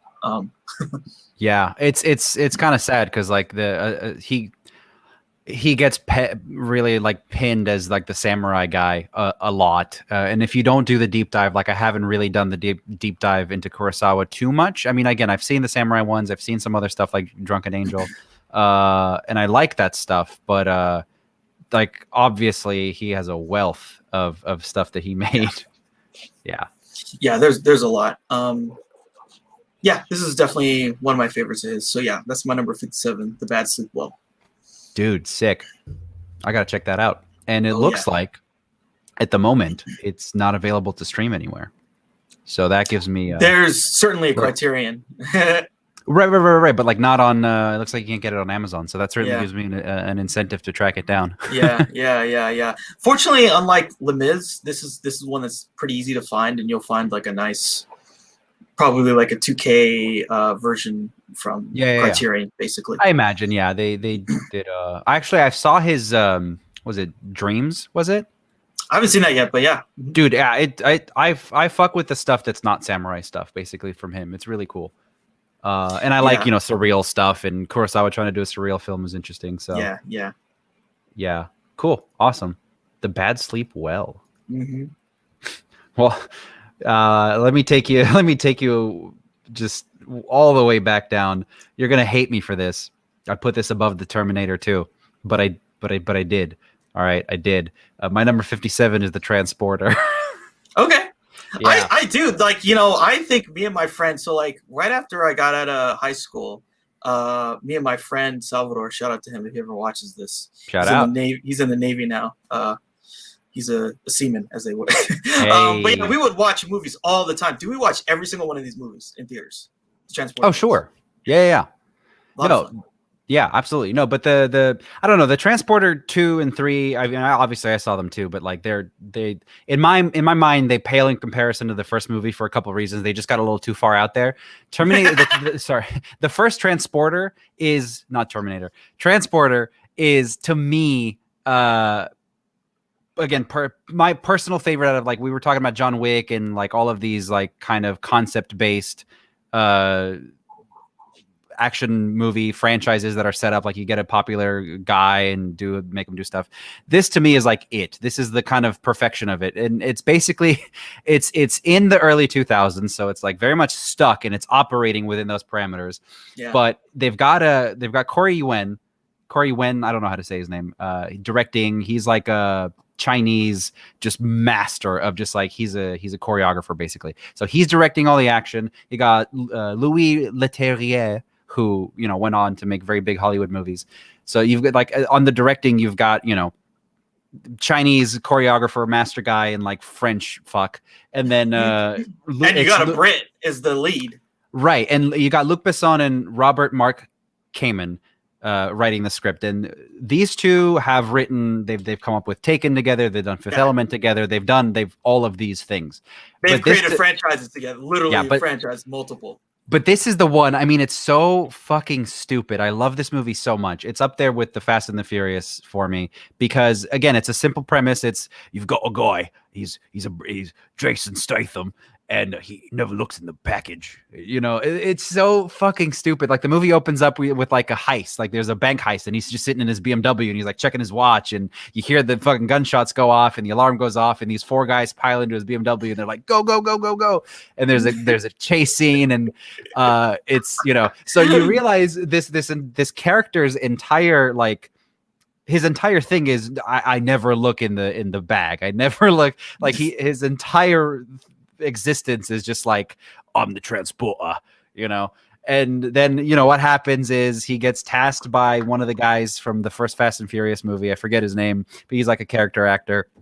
He gets tasked with another job, and he looks in the bag, and it turns out to be a Chinese girl, and they're like, oh, what the fuck is going on here? And so there's so many things I want to say that I love about this movie. It's succinct, right? It's like an hour and a half. It doesn't bullshit around. It does not waste your time. Within the first 20 minutes, you've got that chase scene. You've got dudes firing rockets at his house. You've got so people show up to his house to shoot rockets from a missile launcher into this like coastal French house. And then Jason Statham has like a hatch where he opens it up and he goes into like a underwater fucking cave system that he's got underneath his house to escape the explosions. It's incredible. And then towards the end of this movie, you've got that scene, which is the most homoerotic shit you've ever seen, where he's fighting like 7 dudes and he's completely shirtless. And so the best thing that he can come up with to get through all these guys is there's a vat of motor oil, and he dumps the motor oil on himself and on everybody. And now you've got all of these men slipping all over each other, trying to fight. Yeah. I mean, this movie is incredible. There's so many moments like that to me are just like, again, you want to talk about like the John Wick exists because the transporter, 100% did the shit. And so there's just like such a degree of like, it's so bombastic and like no fucks given at this point. And it's kind of it's got like a uniquely French kind of like attitude to it. Cause the French were like, the type of like late 90s, like they were really kind of out there. And Luc Besson's, he did another one called District B13. That's like very just kind of like it's kind of insane like this, which is like a bunch of dudes doing parkour on an abandoned building. But yeah, like this to me is just like the epitome of the like, concept based single action movie star thing before it gets taken too far, before it gets too Hollywood and they add more to it and more explosions and more actors and more plot lines and stuff. This is a very simple premise. It takes you, again, it doesn't waste your time. There's no character stuff. They do a little bit with between him and the Chinese girl, and she basically only exists to like make him human for a second. But then we go right back to like jumping off of helicopters and stuff. So I fucking love the transporter, dude. So Luc Besson is like a simple man, like basically very simple, very base desires. These films, like most of the films that he makes, it's pretty much guy, model, action. Yeah, that's it. Much. That's the movie. Yeah. And I feel like this really made Statham a thing. Like before then he'd been in the Lock Stock, but like he's not a, he wasn't going to be a comedian or whatever, like a funny guy. Like he's a ripped ass dude. He won a silver medal in swimming. Yeah, he was like an Olympic athlete now, or maybe not Olympic, but was he? Yeah, no, he was an Olympic. He won a silver medal for England in like the Olympics in like the 90s. Yeah. He's an Olympic athlete. He's fucking Captain Britain, basically. Yeah. And he sure is. Yeah. And like this is the type of stuff that he should be in. and he just needed the vehicle. You're right. Yeah. You know, like the type of action stuff where he's the star, and like he does the, you know, the sort of like karate stunts and stuff very well. He does. Well, because he's got some black belt and some shit. Like, you know, he's a fighter. He's an athlete. He's got, what I like about him as like a lead for this type of thing, especially for like a driver, is that he's not like a Schwarzenegger type where he's like a bodybuilder. He's not roided out. He's like, he's got lean muscle. Like he's a very lean, yeah, but very powerful, very athletic. He can kind of like, you know, jump, you know, climb up poles and do backflips and shit, which is a different kind of a thing for like a meathead action star. So yeah, it's just got all of these things combined. It's got, again, and I'm a sucker for that European flavor because I grew up there. Like the first Jason Bourne movie, I love a lot for that reason. Like, it's got Franca Potente in it, who is like a great German actress. Pretty sure she's German, but Run Lola Run, her. Yeah, her. Yeah. So like it's got all these things that pull me back to that kind of like natal motherland type of thing of like, you know, the streets with the cobble and stuff, and like they just happen to be chasing Peugeots with BMWs and stuff like that, like very uniquely European things that I would recognize and I appreciate. And then you've got Corey Yuen, who comes in and he's just like, I'm a fucking Chinese guy and I'm going to show you how to kill men in 18 different ways.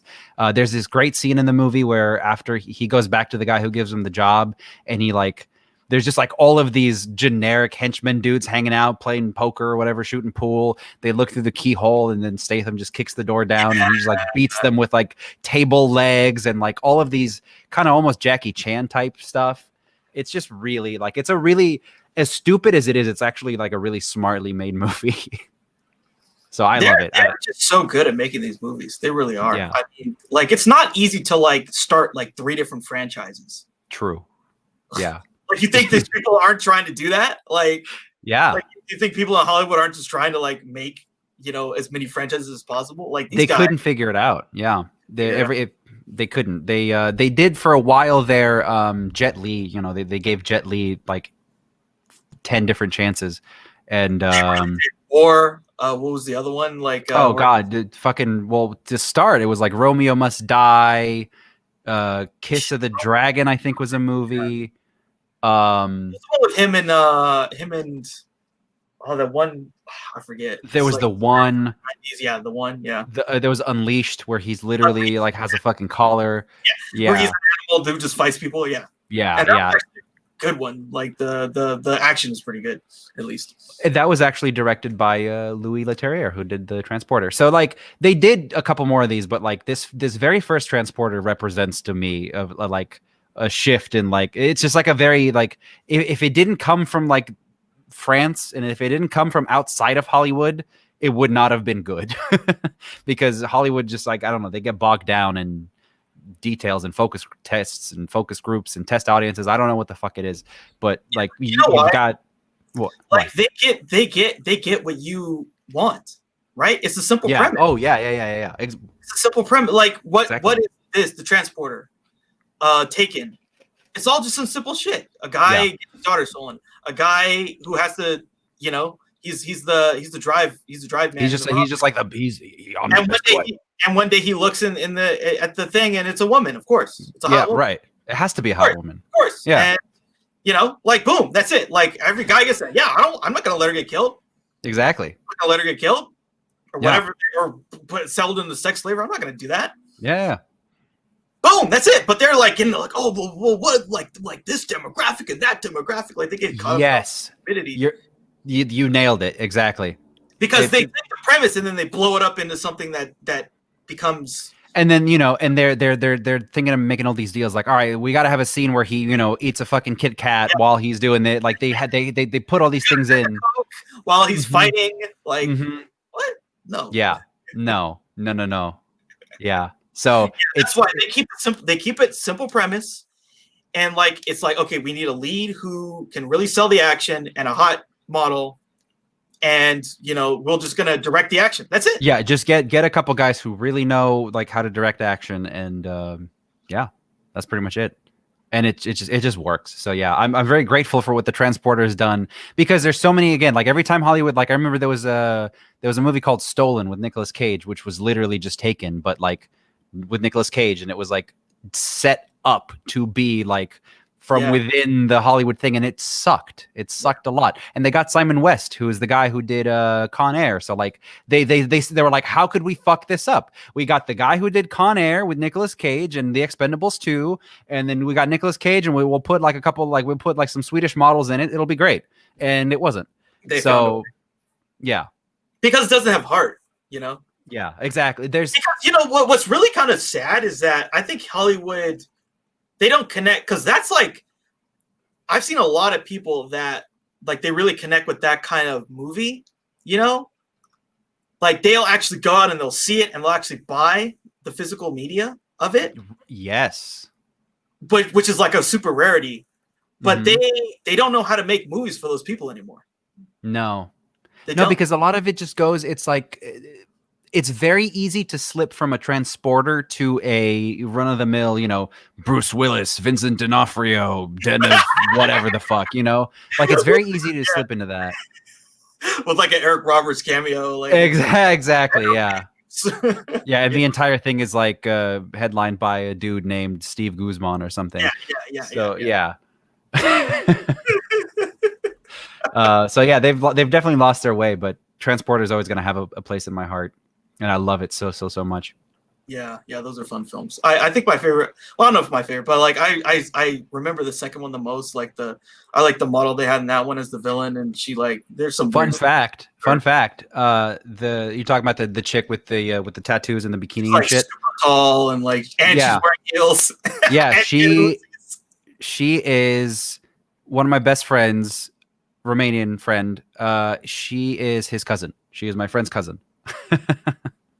So cool. I have very deep ties to the Transporter, I guess. Yeah. Very cool. Yeah, I mean, it's a cool franchise. I really like it. It's a lot of fun.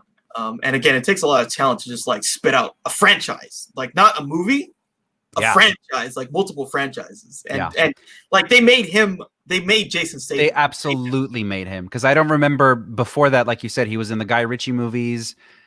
He maybe had some bit parts in here and there, but like after this, he's in The Italian Job, and after this, he's in like big movies. Like he did Crank. I love Crank, dude. I was gonna put Crank on the list, but I decided to go with the Transporter instead. I fucking love Crank. Well, what I bring up Crank because Crank is like that's for the degenerate people that love degenerate crazy action. You know, that's like doing one for the people who got you there.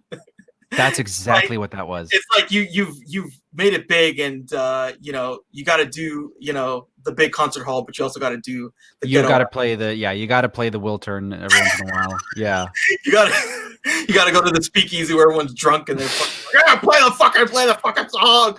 Yeah. I love Crank almost as much as I love this movie. It's just pure degenerate garbage. Oh, it is so degenerate, but like they know who their audience is, you know? It's a Chinese hot. Oi. What's in this shit? I'm just thinking of that scene in the second one where he bangs his girlfriend at a racetrack. Legendary scene. People, like, there's a lot again. Well, I don't think we do that scene today. No way. They end up on the racetrack, and she's on top, he's on the bottom, and a horse jumps over them, and you get this like slow-mo POV shot of this erect horse cock flying over them. It's incredible. I love those movies. I would love to make something like that one day. Right? They do. It's men X to X age. Like it is men 16 to 45. Yeah, you're right. I don't care. Put me in a box. If you're gonna see it, then you'll see it. But like, we don't give. If you don't like it, it's called Crank. Yeah. So, my name's Jeff Chelios. Yeah, I forgot about the horse dick in that scene. Like, oh yeah, wow. Yeah. Okay, so my number 56. Yeah, please just class it up. Do something. Is another Bergman film. This is Persona. Okay. Fuck yeah. Here we go. Yeah. So Persona is like, is an absolute masterpiece. Oh my goodness. Talk about a simple premise. So Yeah. like this woman who's an actress, she has some kind of a breakdown. She just won't talk anymore. So she like goes, and this nurse is trying to basically help her or whatever. They're on some island, I guess. It's just like the three of them. It's like the husband, the wife, and then the nurse. And slowly they all kind of basically the two women kind of go insane, and they kind of switch personalities. Yeah. Very, very interesting psychological kind of horror in a way. This film is extremely brilliant. It's extremely brilliant because it's almost like a Freudian kind of thing put to life, but not in a way that sucks, but like done well. Yeah. Like there's that great shot of like if there's like a child like touching the image of this woman. There's of course the famous image that you'll see if you put in Persona. You'll see the two of them together, like looking in the mirror at each other. Yeah. And it's seductive, but also kind of dark. And I don't know, that image says a lot about the film. I think it's very emblematic. But what I like is like a lot of his films revolve around sort of people talking at each other, saying things and sort of expressing their feelings in different ways. But he's so good. Like he's actually really, really good at blocking the way that they are when they're doing these, basically it's just long dialogue scenes. And you're always like engaging with someone's face. You're always engaging with someone's reaction, both people. So he's able to like get both people without cutting, and he's like brilliant. I recently watched I think it's called Winter's Light, a film that he did, and that was a little earlier film, and he did that kind of stuff there. Just really, really brilliant about the way that, because he knows that, okay, I want to just show the characters there and not have to cut away because it's a little bit more powerful. So he's just really able to figure out ways to not cut away from those shots to give us the full feeling of these scenes. Because when they just play out, it feels differently. There's also another scene he does that's really interesting where he does I'm pretty sure it's like a rear projection of these two characters. I don't know, like they're together or something. It's like the husband and the wife. And then like the nurse is like watching them or something. And so again, you see all three of them together and you're just like watching their reactions. And that's a really kind of, I don't know if I've ever seen someone do that where it's like a normal dialogue scene. And in order to like have all the characters together, he did a rear projection of just two people like just making out or something. Yeah. I know what you're talking about. It's like all really, really interesting, almost experimental stylistic ideas to serve the story that's kind of just like a psychological drama. And the end effect you feel is just this kind of, I don't know, it just really gets at you. Yeah, this movie is just unfuckwithable. It's so cool. And I can't think of anyone or anything really. I mean, there obviously people have been riffing on the Bergman kind of like thing for a long time. Like they've always done the kind of like some of the psychological stuff, but like this movie's so interesting. Like just because like the dynamic between the two characters, like just the interpersonal stuff, like the whole idea of like melding together with another person, but like not sci-fi. I don't know. It's like interesting. I like it a lot. And when you're talking about like this kind of like the rear projection stuff, the pure cinematic stuff that he does, I think Coppola did some of the stuff that's in Persona. He did it for Rumblefish. Like he did the rear projection thing where like he had people that were not there. I think it was because like they just weren't there. Like they had them on different days, but like he did a thing because he was like so far up his own ass on that movie, and he was just ripping off all of these great directors. That he did a scene like that where like he put up like a scene of things that are not there while other people are talking about it. So I think he did that exact scene with the couple that's in this movie. So like certainly a lot of the movies that I like have a lot to like pay respect to this movie in particular. And I think it's one of the most talked about movies of Bergman's for sure. Yeah, I think this is the highest Bergman film for me. It's just so brilliant. It's just so brilliant, and it's also very dark, but very kind of expressionistic and like experimental, but also kind of being grounded. And you don't get like lost and stuff, you like okay, it's always about really these two characters. Yeah. Two women and how they're mind melding. Yeah, I love it, man. Yeah, because I remember like you were talking about people like kind of doing impressions of Bergman or whatever, and I there was someone who was talking. I'm not well versed into the the what's his name? I forget, like the guy who did like Manhattan, the director. Yeah, Woody Allen.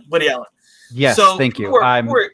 People were saying that like Woody Allen got obsessed with Bergman, and then he tried to do Bergman for a while, and he just couldn't. So he made like a couple bad movies, and he went back to being Woody Allen. Okay, that's interesting. I didn't know that. Yeah, I'm not. I didn't get too far into Woody Allen either. Yeah. I find that interesting because like he's definitely very seductive of a style. Yeah, because it's so like it's so subtle. It's so subtle because what works is the way the writing and the characters and the acting. Oh, it's always that's always the really case. Fucking hard. That's really fucking hard. That's always the case with Bergman. And as far as I can tell from the limited stuff I've seen, it's always like it's ultimately, like you said, it's always about just the interpersonal stuff. It's about the characters, but the way that he frames it and the way that like he kind of like really fucks with it to like bring out to like materialize the psychological stuff in the film language. It's really, really interesting. Yeah. And yeah, definitely like the rear projection shit is just like so brilliant. It's so cool. So brilliant. Like the way, because like, there's always that sort of classic problem of like when you have two people talking, how do you make it dynamic? And you can tell he deliberately made stylistic choices that make it so that you're always totally engaged with both people all the time, or more, or three in the case of like the making out and stuff. It's just so brilliant, and it all serves such a great purpose. And like you said, this movie's very talked about, very, very talked about. Yeah. For good reason. It kind of reminds me of like the kind of like knockoff versions of some of this stuff. Like Polanski was doing some of this stuff in the 60s as well. Like he did like a string of like psychological horror type stuff, like Repulsion and things like that like were very influenced by this movie in particular. Yeah, for sure. I can see that. Polanski's another guy. I feel like you basically just give him two actors and like a hotel room and he'll make a movie. And I love that stuff, man. That's like all of his movies. Pretty much. Yeah. Yeah. Pretty amazing.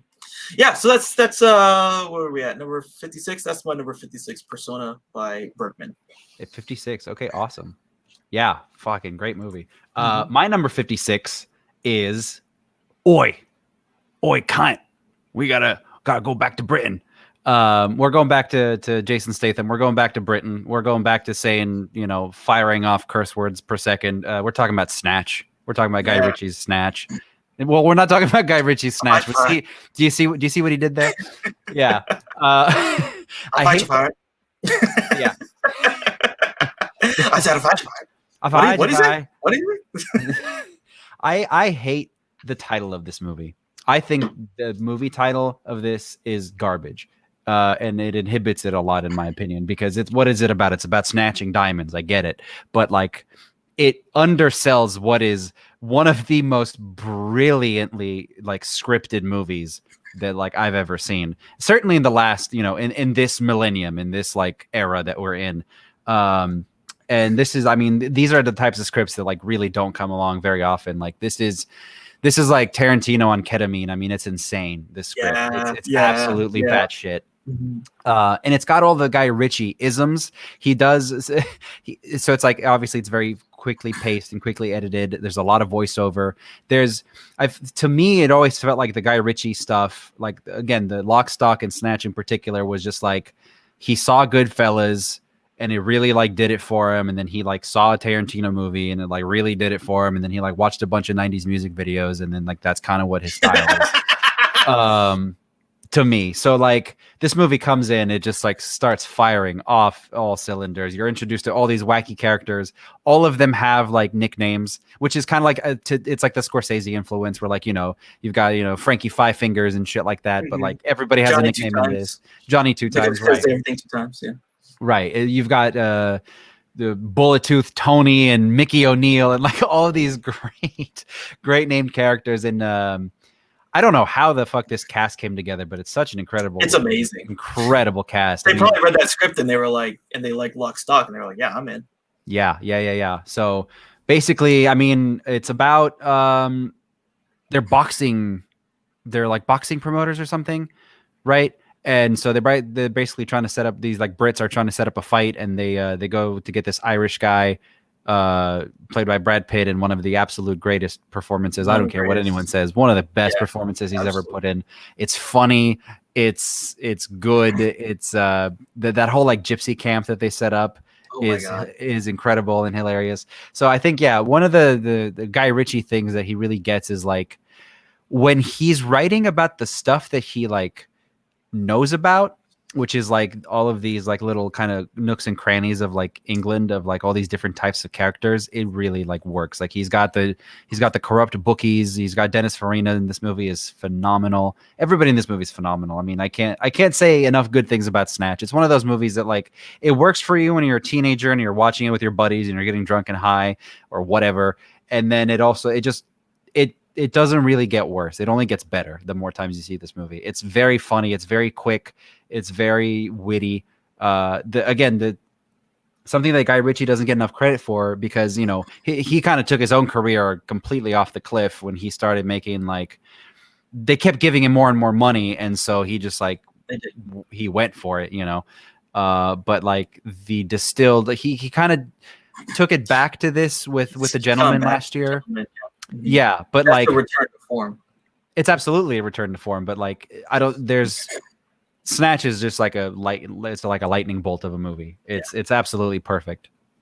Yeah, I feel like there's Lock, Stock, Snatch, Rock and Rolla, and The Gentleman. Was there another one, or would you say those are like?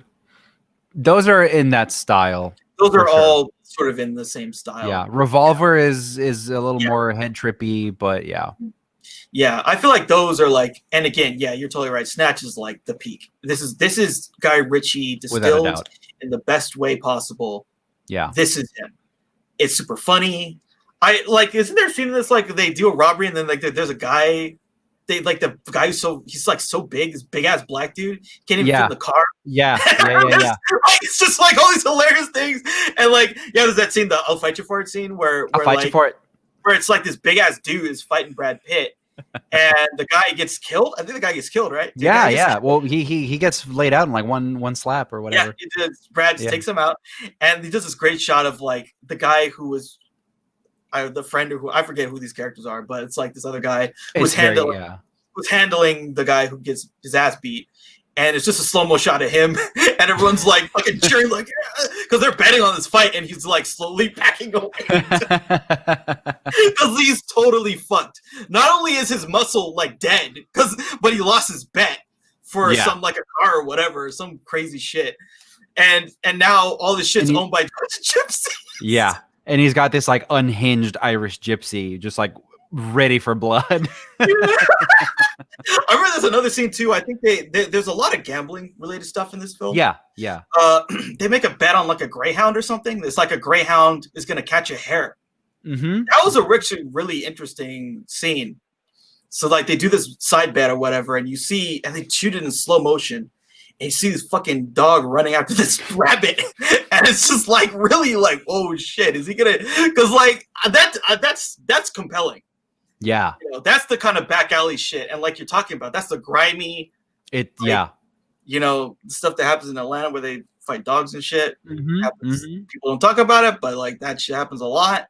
Yeah, that's the stuff that doesn't get talked about. That is a real shit, Yeah. And it's, again, I love that he was able to find, like, not necessarily find, but like at least place all of these things. Cause like you were talking, like these things exist. And then he was able to place them in this world where like everybody's a degenerate. They're degenerate gamblers. They're, fighting animals. They're fighting each other. They're whatever. So like, I love the world that it creates. And again, that script, man, that the dialogue and how kind of like that's why I'm saying it's the peak, because it doesn't get too far ahead of itself. It's not too far up its own ass like some of his other movies are. It's not annoying with it. Mhm. It's just kind of like the right amount of like everybody's living in this heightened reality of just absurd shit, It is. and it all just kind of works, and it's absurd comedy, and it's great. And like he really gets like almost all of the pretty good mid-tier British actors, right? They just come out. He gets a lot of them. Yeah. They just come out. And it's really awesome. And again, he created Jason Statham. Pretty much. No, 100%. Yeah. He created him. Other people, the transporter people perfected him for what he should do. But he created Jason Statham. Just the tough, no shits given, yeah. Yeah, who else is? I feel like there's one other big name that's in this Benicio del Toro's in that movie. Benicio's in it. Yeah, Benicio is also incredible in this. He's Frankie Four Fingers because he loses a fucking finger. I love it, dude. But Brad Pitt is incredible, right? Yeah. Yeah, it's again, I don't know if the title of this movie is stupid, but I feel like not as many people have seen this movie as they should. Like I feel like I talked to a lot of people who are like, "Oh, which one is that?" Like this in my opinion is right up there with like Pulp Fiction. Like it's got to be discussed in those terms of just like what an absurd script of just like you set up all the basic elements and then just shit goes wrong and like bizarre things happen and the one of the guys is too fat, he can't get into the car, and a dog eats a guy's finger, and like all of these things that they just happen and they pile on top of each other, and you've got like all of these bookies going after all these different people, and they're all trying to kill each other, and they all end up killing each other at the end, like in a Tarantino film. Isn't there also there's the guy, I feel like did they threaten to feed him to pigs in this movie? Oh yeah. Who's that character? That character is incredible too. Oh yeah. I forget who plays, but that guy is so good. Is it Boris the Blade? It might be Boris. I think he's like one of those. He's like the actual, like leader of some kind of. Yeah. The guy who like runs the boxing ring or whatever, and he's just like, "Yeah, I'll feed you to my pigs." I remember. Yeah. That's either way. It's so complex. He's so fucking funny. And like again, he writes this dialogue where like there's a fuck a minute, there's a cunt a minute. Yes. It's like hilarious. Yes. It's hilarious. Yeah. It's so absolutely. I mean, it's got like the people who see this movie, they talk about it a lot and they absolutely hold it in high regards. But I think they should like really, I don't know, maybe do another remaster or something and like get it out there because this movie is so fun and it's so entertaining, and they should just like put it on the front of Netflix or something because like. The original, like sometimes you have to remember like why Guy Ritchie is given hundreds of millions of dollars to do Aladdin or whatever the fuck. Like it's because it's because of Snatch and Lock, Stock. Pretty much, yeah. Everything else, like immediately after this, he like marries Madonna or whatever, and they just make like they get swept away. Yeah, got him. Yeah. Cool.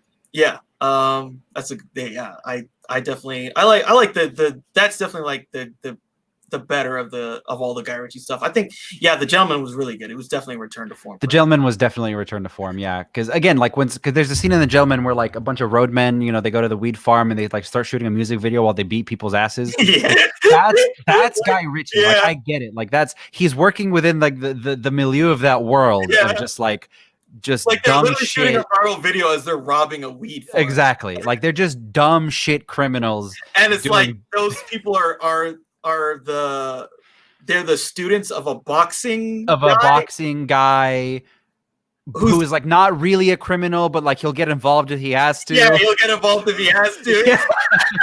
Who's played by who's the actor? Colin Farrell. Yeah. It's like, oh, this one of me boys or whatever, Yeah, he's actually Irish, playing an Irish guy. It's great. Yeah. Great shit. Yeah. Yeah. When Guy Ritchie's on his stuff, like it's funny and entertaining. Mm-hmm. All right. So my number 55 is Safety Last. Oh. So this is like, I'd say one of the best Harold Lloyd comedies. And, again, like Keaton and Chaplin, the silent comedians, they did all these, Chaplin did the like, I guess the smaller scale, like, like the stuff with the, what was that? The Gold Rush where he was like, he had the two potatoes and he was dancing with the potatoes. Oh, the smaller scale laughs, and like Buster Keaton would make a joke with the train or like, Buster Keaton would go out there, dude. Yeah. Yeah, Buster Keaton was like crazy. He was Like, insane. he was unbelievable. Yeah. Lloyd is somewhere in the middle. I think he's not as well renowned for them. He's probably not in as many great films, but I think this one is really, really good. And this one is known for like him hanging off the clock face. Yeah. So that's what this one is known for. This film has a lot of other kind of really good laughs in it. But yeah, I just really, really appreciated this one because I think that the directors and all of them, they did a really good job. Because like basically you have to come up with a whole bunch of gags, and they could, they basically came up with 3 reels worth of gags and put them all together, like get all the best stuff. Very rapid fire. Yeah. So it's like joke, and usually there's like there's a girl, like that's the formula. There's a girl, got to impress the girl, but the protagonist is an idiot, so it's hard for him. And so meanwhile, he's hanging off a clock. He's being attacked by cops.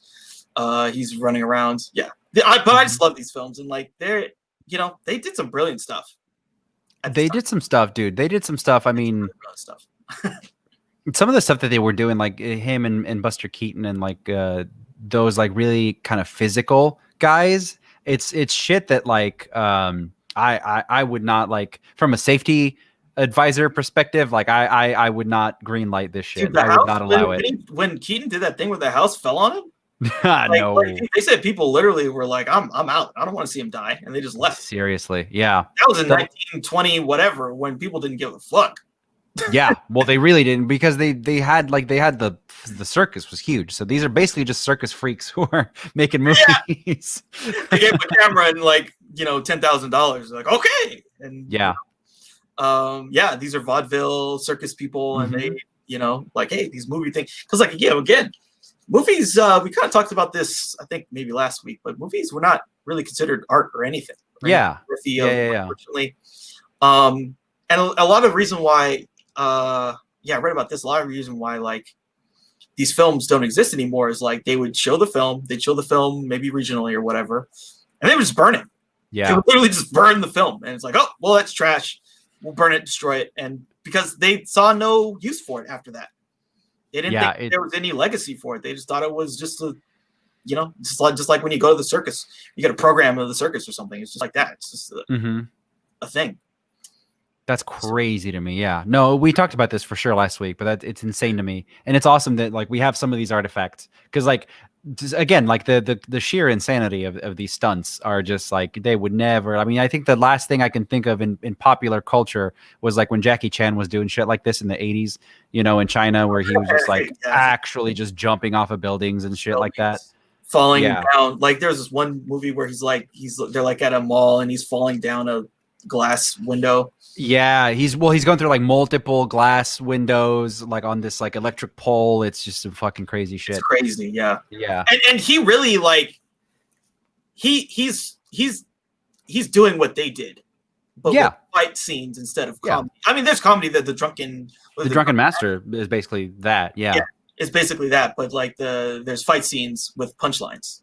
Pretty much. Yeah, so I mean, it's the same thing, right? Yeah, basically, yeah. It's awesome, but I'm glad that some of these survived. So like the batshit insanity of the 1910s and 20s is able to influence someone like Jackie Chan like halfway across the world. Yeah, because like it's impressive stuff, and around this time, the mid to late 20s, they were really totally figuring out all of the cinematic techniques of their time. So they had perfected the silent film structure of feature films. They totally figured it out. Yeah. Definitely. Yeah. Good stuff. So Safety Last from 1923. That's my number 55. Safety Last. All right, cool. My number 55 is, now we're getting into the taboo, like, ooh, the censors, oh no, they're gonna come get us. We're getting to the NC-17 stuff, but that like still got released somehow. So number 55 is the great Alan Parker's Angel Heart. Alan Parker, we lost this year. unfortunately. One of the great casualties, one of the many casualties of 2020, I should say. He's the guy who made Midnight Express, Mississippi Burning, Evita, stuff like that. Angel Heart is a movie that is talked a little bit less about, but well, in terms of the merit of the movie, but it's talked about in terms of like just hard censorship, because this movie was just like, Hollywood was not going to let this movie come out. They're like, no, this is too fucking much. You got to pare it down. Ultimately, I believe they gave it an X rating and they put it out there to die. But it has come back. I think Lionsgate picked it up like a couple decades ago and they restored it. And now it's one of the great kind of like 80s noir horror things. So it's really, really interesting movie. So Angel Heart is stars Mickey Rourke, like a really, really sexy 80s Mickey Rourke, who's a private investigator. And he's hired by Robert De Niro, who just like looks sketchy. He just like, he's got like a cane and he's got like his hair all slicked back. And you're like, that's not kind of the Robert De Niro that you're used to seeing. He looked like a pimp, dude. And yeah, so he's hired to track down the singer or whatever in some Louisiana or something like that. It's like in a bayou, and it's very smoky. It's very kind of, again, it's a private detective thing. So it's like it's got all its ties to all the noir stuff. And as he gets closer to, finding stuff out about the singer and kind of like the community that she's in, she's kind of like slowly realizing there's like some pagan shit going on. And there's like he sees them dancing around these like sculptures, and like they see them like sacrificing chickens and like draining the blood and shit. And then he's kind of like, he's intrigued by it, but he's just like, this is getting weird. More or less. So this movie, I love this movie because it's like, it's never upfront. It's not like The Devil's Advocate or anything where it's like, Al Pacino is the devil and whoa. It's not like that. It's a lot more subtle, but Robert De Niro is the devil in this movie, basically. And so he gets involved with the singer, he gets involved with the girl, and it's basically about Mickey Rourke just kind of like, he's starting in the normal world, and then as he investigates the thing, he gets flipped, and he ends up in the other world where, there's demons and shit, spirits, whatever. And you can believe all of it is real and it happened, or you can believe it's all in his mind, kind of. But there's a lot of really cool, like, there's really graphic stuff in it. Like, again, like the sacrificing of the animals and stuff. I'm sure this stuff wasn't real, but it's convincing enough. There is a sex scene in this movie that goes on for like a very long time. And like, at this point, he's basically having sex with this like priestess, who is like, but like, so it's not as stupid as it sounds. Like, it's not, it has to do with like the legacy of the place. Like, these people are like really into like the ancient people who were there before them, the Mayans, whoever the fuck, and they're honoring this stuff. And so there's a scene when he's having sex with this girl who is, the one he was supposed to find, and like the house is like crumbling and bleeding around them, and it's like all this heavy rain is pouring, and it's like really intense, and it's like really, it gets really bloody and shit. Like, it's really gross. But it's sort of like, it just symbolizes kind of like this guy gets a little too involved with all of this pagan shit. And then by the end of the movie, the great shot, I love this. And I've seen it ripped off in a couple other horror movies, but it's the scene where like Mickey Rourke basically gets in an elevator, and the elevator just goes down, and it keeps going down, and it goes down forever. And then the credits start to play, and you kind of like realize at that point, he's just like descending into actual hell. It's a really cool movie. And I feel like a lot of people don't talk about it outside of the censorship stuff, because it was like a big censorship case. This movie was just like, you can't show this shit. There's animals getting killed. There's blood. Like, they're having sex, and there's like blood pouring all over them, and there's nudity, and I don't like it. But it's Satanic Panic, pretty much, is what this movie is. Yeah. But it's really cool. It's really fucking cool. Yeah, this is one I've heard of. I haven't seen yet. It does sound like a more harder R of the Devil's Advocate kind of stuff, without the familial. No, I wouldn't say that. It sounds like the premise is very similar, but the Devil's Advocate is just really, really dumb. The Devil's Advocate is just like, it's a pop kind of a movie, and Yeah, this movie takes itself very seriously. The Devil's Advocate does not. This movie like really is trying really hard to play like a Chinatown or something, like a really like this guy is just like a private detective and he just ends up in this world. It just hell. Yeah. Right, but it doesn't help that Robert De Niro looks like a fucking pimp in it, because that makes it a little sillier. And he's got these. I remember that he's got these like long nails too, like really long nails, and they're like really dirty. And so like it's a little bit of a mind. I would say it's closer to like a Jacob's Ladder than Devil's Advocate. Jacob's Ladder, like yeah, the plot twist kind of stuff. Yeah. And it's not because there isn't like a moment where it like flips all of a sudden. It's a slow descent. The entire movie, it's just like you're losing your mind along with Mickey Rourke. And so it's like they never really tell you like, oh, it's this. It's like you just sort of. It doesn't take a stance. It's just kind of like, you know, maybe he made too much out of it, and maybe these people are crazy. Maybe there is a demonic force at play. And I like there was a couple movies like this that were made late 80s, early 90s. There's one with Denzel Washington and James Gandolfini that I really like called Fallen, where that movie's fucking crazy, dude. That movie's so crazy, but it's I saw that like just randomly one night, and I was like, what the fuck? Like when I got to the ending of that movie, I literally was like, what the fuck? What there was a scene.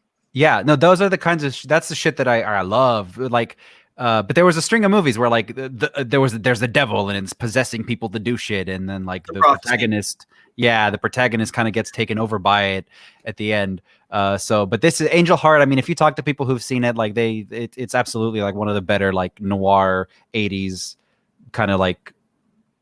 It's just like an interesting movie. I don't know, and it's very fucked up. Like the imagery in it, and like I understand why the censors were freaking out about it. Yeah. So what they like? There's like a goat or something, and they like. Sure. Yeah. There's goats. There's chickens. There's there's a couple like murders that he finds that are like basically like a Jack the Ripper type situation, where he's looking for this girl, and then like all these murders start popping up, and there's like people without like heads and legs and shit, and you're just like, what is going on? So then you're like, are these people doing it because they're under the influence of a cult or a devil or whatever? And so it's kind of got that vibe going on. Interesting. Okay. Yeah, that's what I'm all about, baby. Yeah. Angel Heart. Angel Heart. All right, so my number 54. This is a French film from 1960 called Le Trou, or The Hole. This is directed by Jacques Becker. I think he died shortly after this movie came out, unfortunately. So the idea of this movie: so there's 4 prisoners, and they are going to dig out of their prison, and they've been kind of Shawshank Redemption style, slowly digging their way out. And then another person moves into their cell, and they decide that they're going to tell him about their plan. And then they're like, okay, we got 3 days, and we're going to basically complete our plan, break the concrete floor, and dig our way out. And it's just about them. Are they going to escape or not? That's a great premise. Yeah, it's an amazing film. And it's all basically the whole film takes place in the cell, in that prison. I figured. Cell. And like maybe a little bit in the prison, cafeteria or whatever. But it's so brilliant the way he makes everything in this cell cinematic, the way it is compelling, the way that you're always like, are they going to pull this off or not? It's pretty amazing. It's pretty amazing the stuff that he's able to do. I mean, for basically a one location kind of film, it's one of the best I've ever seen. Yeah, that's all of this. Because I was gonna ask, because like we were talking about Bergman earlier, and how like if when you're shooting a conversation, how do you make it not just shot reverse shot? How do you make it interesting?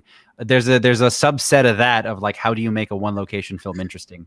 Yes. Yeah. This is one of the best ones for sure. This is one of the best ones I've ever seen, for sure. And that's the whole movie. Are they gonna get out or not? Okay, well, don't tell me, because I'm gonna add it to my watch list. Yeah, I would watch again. I would watch that. That's really fucking good movie. Yeah, I think that's all I need to say. Okay, you've got me, dude. Cool. Le Trou. Le Trou, yeah. Fucking French people. I love these French movies too, where they delve into like the criminal stuff. and the kind of like the noir stuff. There's a lot of good, like the heist. They've got a lot of good heist movies too. Oh, the French. Yeah, there's Yeah. something. I don't know if you've seen Rafifi. No, but I've heard of it. Rafifi's a really good one. I think we talked about this maybe off air a little bit, like the Jean-Pierre Melville films, like The Samurai, the Le Cercle Rouge. Dude, those movies are so cool. Le Doulos. I think Le Doulos was another one. Just like these really good because they're just so stylistic. Yeah. But it's interesting because like it's always interesting when you see them kind of take on those kind of American things, but do it in a French way. Mm-hmm. Because like the guy Melville, that was his career. Was his entire thing. Yeah. His career was basically making kind of like the American noir crime films mixed with like a kind of like a bit of like the James Bondy kind of stuff.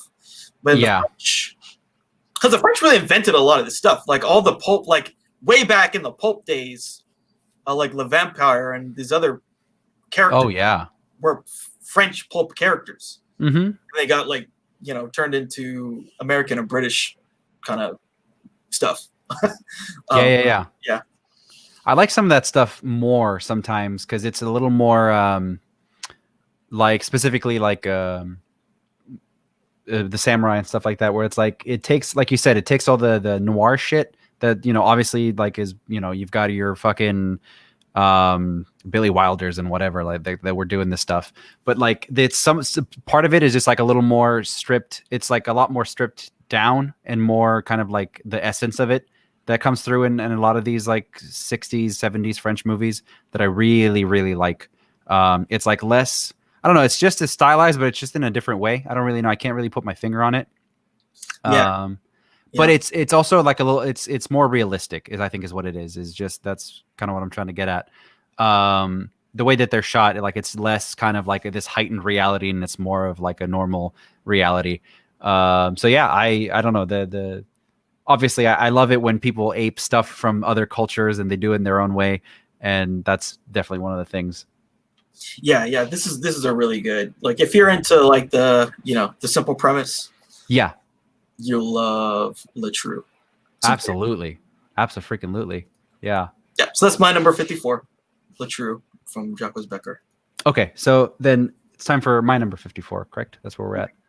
Yes. Number 54, this is just straight up like one of the best movies ever made. Just full stop. It's called The Lives of Others. Yeah. Normally I would try to pronounce the original title, but fuck German, dude. I'm just not into it. So yeah, I take it you've seen this one? Yeah, I've seen it. Okay, so I don't have to upsell it. That's good, because I feel like it's a duty of mine to do this, particularly for someone whose parents grew up in like communist Eastern Europe. This movie takes place in East Berlin, and it's basically about the Stasi officer who, I mean, we had a term for it in Romanian called the securiști, which basically means like they're the kind of, it's got like its root in like security. It's kind of like they're the people who are like always listening to you and watching you and making sure like that the country is secure, which means that you are not able to have like a thought that isn't, the party is good and I love the party, long live the party kind of a thing. Yeah. And so yeah, the thought police. The thought, literally. So yeah, so what is this movie about? There's what I like about this movie is it gets into some of the parliamentary stuff, into some of the hierarchy of like the bureaucracy of like how the spying shit worked, because the main character is again, I can't say any of their names. Weisler, he's the guy who's like listening in on these couples, and his superior wants him to listen to this one guy in particular to just make sure that like he's like the perfect like citizen basically, and he wants to make sure that like that can't possibly be right, so you got to spy on this guy and make sure everything's on the up and up. And then he's too good, and then later he comes to find out guy's totally legit, but the guy who told him to do this, his superior, is actually trying to, this other guy's trying to take his job, and he's also fucking his wife, and there's like this whole thing going on. But the plot of this movie is very, very complicated because I don't have the ability to set up the hierarchy of the authority of all the different characters. but the movie sets it up brilliantly. And so basically, after we get the setup, we kind of just get to hang out and live with these two characters, the man and his wife, the perfect citizen and his wife, and through the lens of like the guy that's listening to them. And as he listens to them, he kind of gets involved in their problems in like a positive way. And he'll slip a letter here, or he'll hire someone to do something here to kind of help them out. And then he uncovers the plot. Basically, it's cool because the system's corrupt, right? I mean, that's kind of the whole point, is like communism is, a lot of people will say communism is a good idea, but it'll never work, because it can't possibly work, because there's always going to be corruption. There's corruption at every level in every system ever, like full stop. Yeah. So that's the kind of what I like about it, is that you've got this like optimist Stasi guy who's like it's like a weird thing. But he's trying to do the right thing, but he's in the system where like doing the right thing by default is doing the wrong thing. Mm-hmm. You're like infringing on people's privacy and kind of controlling their lives in that way. And this movie's got a great fucking ending, where kind of everything comes to a head, and our main character has to kind of like go away, and he checks in on the people that he's inadvertently kind of like he ends up ruining their lives just by virtue of doing his job. And he kind of checks in on him at the end, and it's like a really tragic thing. And it's just a really beautiful movie. It won the Oscar for Best Foreign Film in the year that it came out. But I feel like if this movie came out, like, changed nothing. If you put it out this year or last year, it would absolutely be up for Best Picture. Now that, we've kind of opened that to other movies that are not just Hollywood movies. It's just such a brilliantly crafted movie. And I just love that it kind of, there's a subset of like, and there's a couple other movies on my list from like the 70s where like they deal with the communist stuff. Yeah. That I really like. It's a European, like the Europeans like get it a lot more than anyone. Like when, Spielberg makes Bridge of Spies, I'm like, I smile and I nod, and I'm just like, that's cute. These are the movies that like really get into the nitty gritty, into the really fucked up shit, and it's not sanitized in any way, shape, or form. Yeah, well, I mean, it's because like Americans see communism as either the other enemy or a novel idea that they could engage with. Like it's more of the other. Imagine the potential of this thing. Let's look at the beauty of that, Because like there were American experiments with communism, but it was like literally in Minnesota, and it was like a governor or something. Right. Or I don't know if you've seen Mank yet, but Mank was basically about fucking. We're gonna talk about Mank. About what's Sinclair, Louis Sinclair, whatever, like and his muckraking during the Depression. That was our experiment with it, and it became the New Deal, and then McCarthyism happened. So we have no real experience with living under this type of stuff, the totalitarianism of the party as everything, society. Yeah. Right? We have no idea what that's like. And so, this film does a great job of just exploring what it does to a human, what that corruption is like, how it filters into everything. Like that becomes your world. His world is listening to this guy who's not a bad person. That is it. But the party's going to fuck him over anyway, because it's all about the party. It's not about anything else. Yeah, and it's relatable. I mean, it's more accessible, I feel like, because there's other movies that you can recommend. You can recommend stuff from the 50s, 60s, 70s about this stuff. But I think having it come out recently, it's a little more accessible to like just average audiences. Like I said, like if this was like a Focus Features thing that came out today, they would do great. And people would really get into it and like be affected by it. And so I think I would definitely recommend this to just anyone to watch this movie. Yeah, because like Chernobyl came out, and again, that's something that's kind of in the same universe. It's like, it's really, Chernobyl is about the explosion, but it's really about the moral landscape that allowed this to happen. Yeah, and then the reaction to it from society. How does a society that's so a one-party state deal with this obvious fuck up? Yeah, but the party's flawless. The party did nothing wrong. That's always been the attitude. I haven't seen Chernobyl yet, but and the cool thing, no, not the cool. I mean, I don't know, but like another thing that helps this kind of put it more into perspective is this movie is set in like the 80s. And the 80s were not that long ago. The They were 80s not, that you remember, you know, with the shopping malls and the bubble gum and the fucking Roxette and the fucking Tears for Fears is not the 80s that was experienced over there. Yeah. So it is, particularly in East and West Berlin has always been a fascinating thing to me because, like, West Berlin is, you know, Tears for Fears and Roxette. East Berlin is, I'm gonna fucking listen to you take a shower. So yeah, it's an interesting thing, and I definitely highly recommend this movie to anyone who's even remotely interested in like a really hard drama about this stuff. Yeah, good stuff. That's a really good film for sure. Yeah. Really, really good. Okay, so my number 53 is a film called The Battle of Algiers from 1966. Mm-hmm. So this is a film, it's pretty much about the Algerian national struggle for liberation from the French colonial rule. And we follow a bunch of different sort of freedom fighters, I guess you could say. And they, you know, just do a whole bunch of different stuff to, like, I think the main plot is like there's this sort of French military guy they're trying to go after. Mm-hmm. And they're, you know, they're basically doing different types of subterfuge to try and subvert this guy, but also kind of drive out the French. There's this crazy scene where they fucking bomb a disco. Yeah, oh yeah. like it's crazy, dude. It's a really good, but it's like they really don't hold back about what this shit's about. Like it's like there's a scene where there's this girl and they like dress her up and she's like supposed to look really Western or whatever. And she's got a fucking bomb in her purse and she like leaves a bomb at the disco and she just bounces and they blow up the fucking disco. I think I may have seen this scene, like an excerpt of it. Yeah. Yeah. They're like not playing the cutesy, you know, the way that Americans deal with their revolution, where it's like, oh yeah, well, we kicked them out. It's like, oh, we also fucking tortured them. We also fucking killed some people. We had cannonballs. yeah. They left for a reason because we killed them. And we killed them and killed them and killed them until they said, can't do it anymore. Mm-hmm.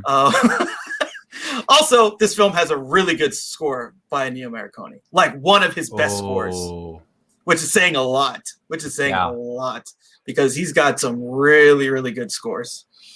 I just feel like this is it, when you talk about international cinema that's classic, this is right there. It's really, you know, it works. Everything, the whole way that they do the conflict works. I really, really like this film. Yeah, I've definitely heard a lot about this film. I haven't seen it yet. It's closer to the, I mean, you know, the watch list is endless, but it's like closer to the top than some of the other ones because I have seen that scene with the disco and stuff. And it just seems like just one of the great kind of war movies that I should see. So yeah, really, I think that's a good way to put it. One of the great war movies. Yeah. And yeah, I mean, there's a lot of this stuff happening around this time, like these different revolutionary struggle or kind of like liberation stuff. Well, Africa is just, you know, the 60s and 70s was just a ton of it. And this is like kind of a stand-in for a lot of those different stuff that happen. Because there's not like a film for every country. But this kind of locks on to like what was happening at the time in all these places. That's crazy. Like, I know we talked about it a couple weeks ago. I think I lost Lucian here. Oh no, did we? Okay.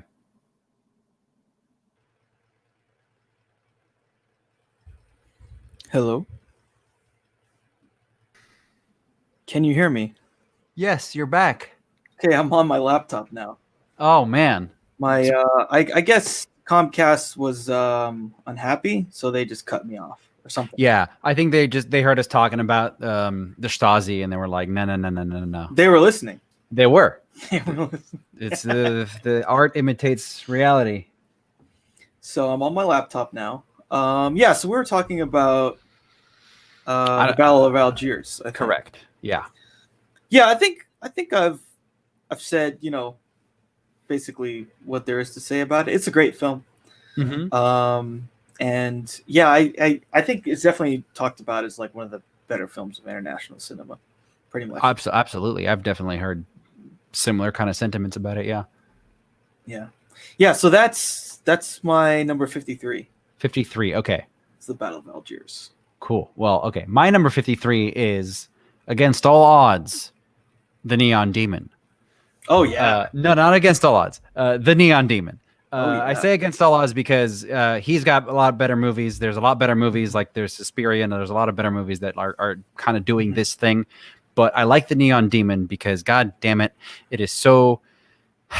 It's basically like parts of it are like full length, you know, like fashion commercials, like full length fucking Dolce and Gabbana commercials or whatever. But it's got this like dreamlike quality that I really like, that a lot of Nicholas Winding Refn's movies have. It's not Only God Forgives, which is just incomprehensible, you know, and like impenetrable. It does have a story.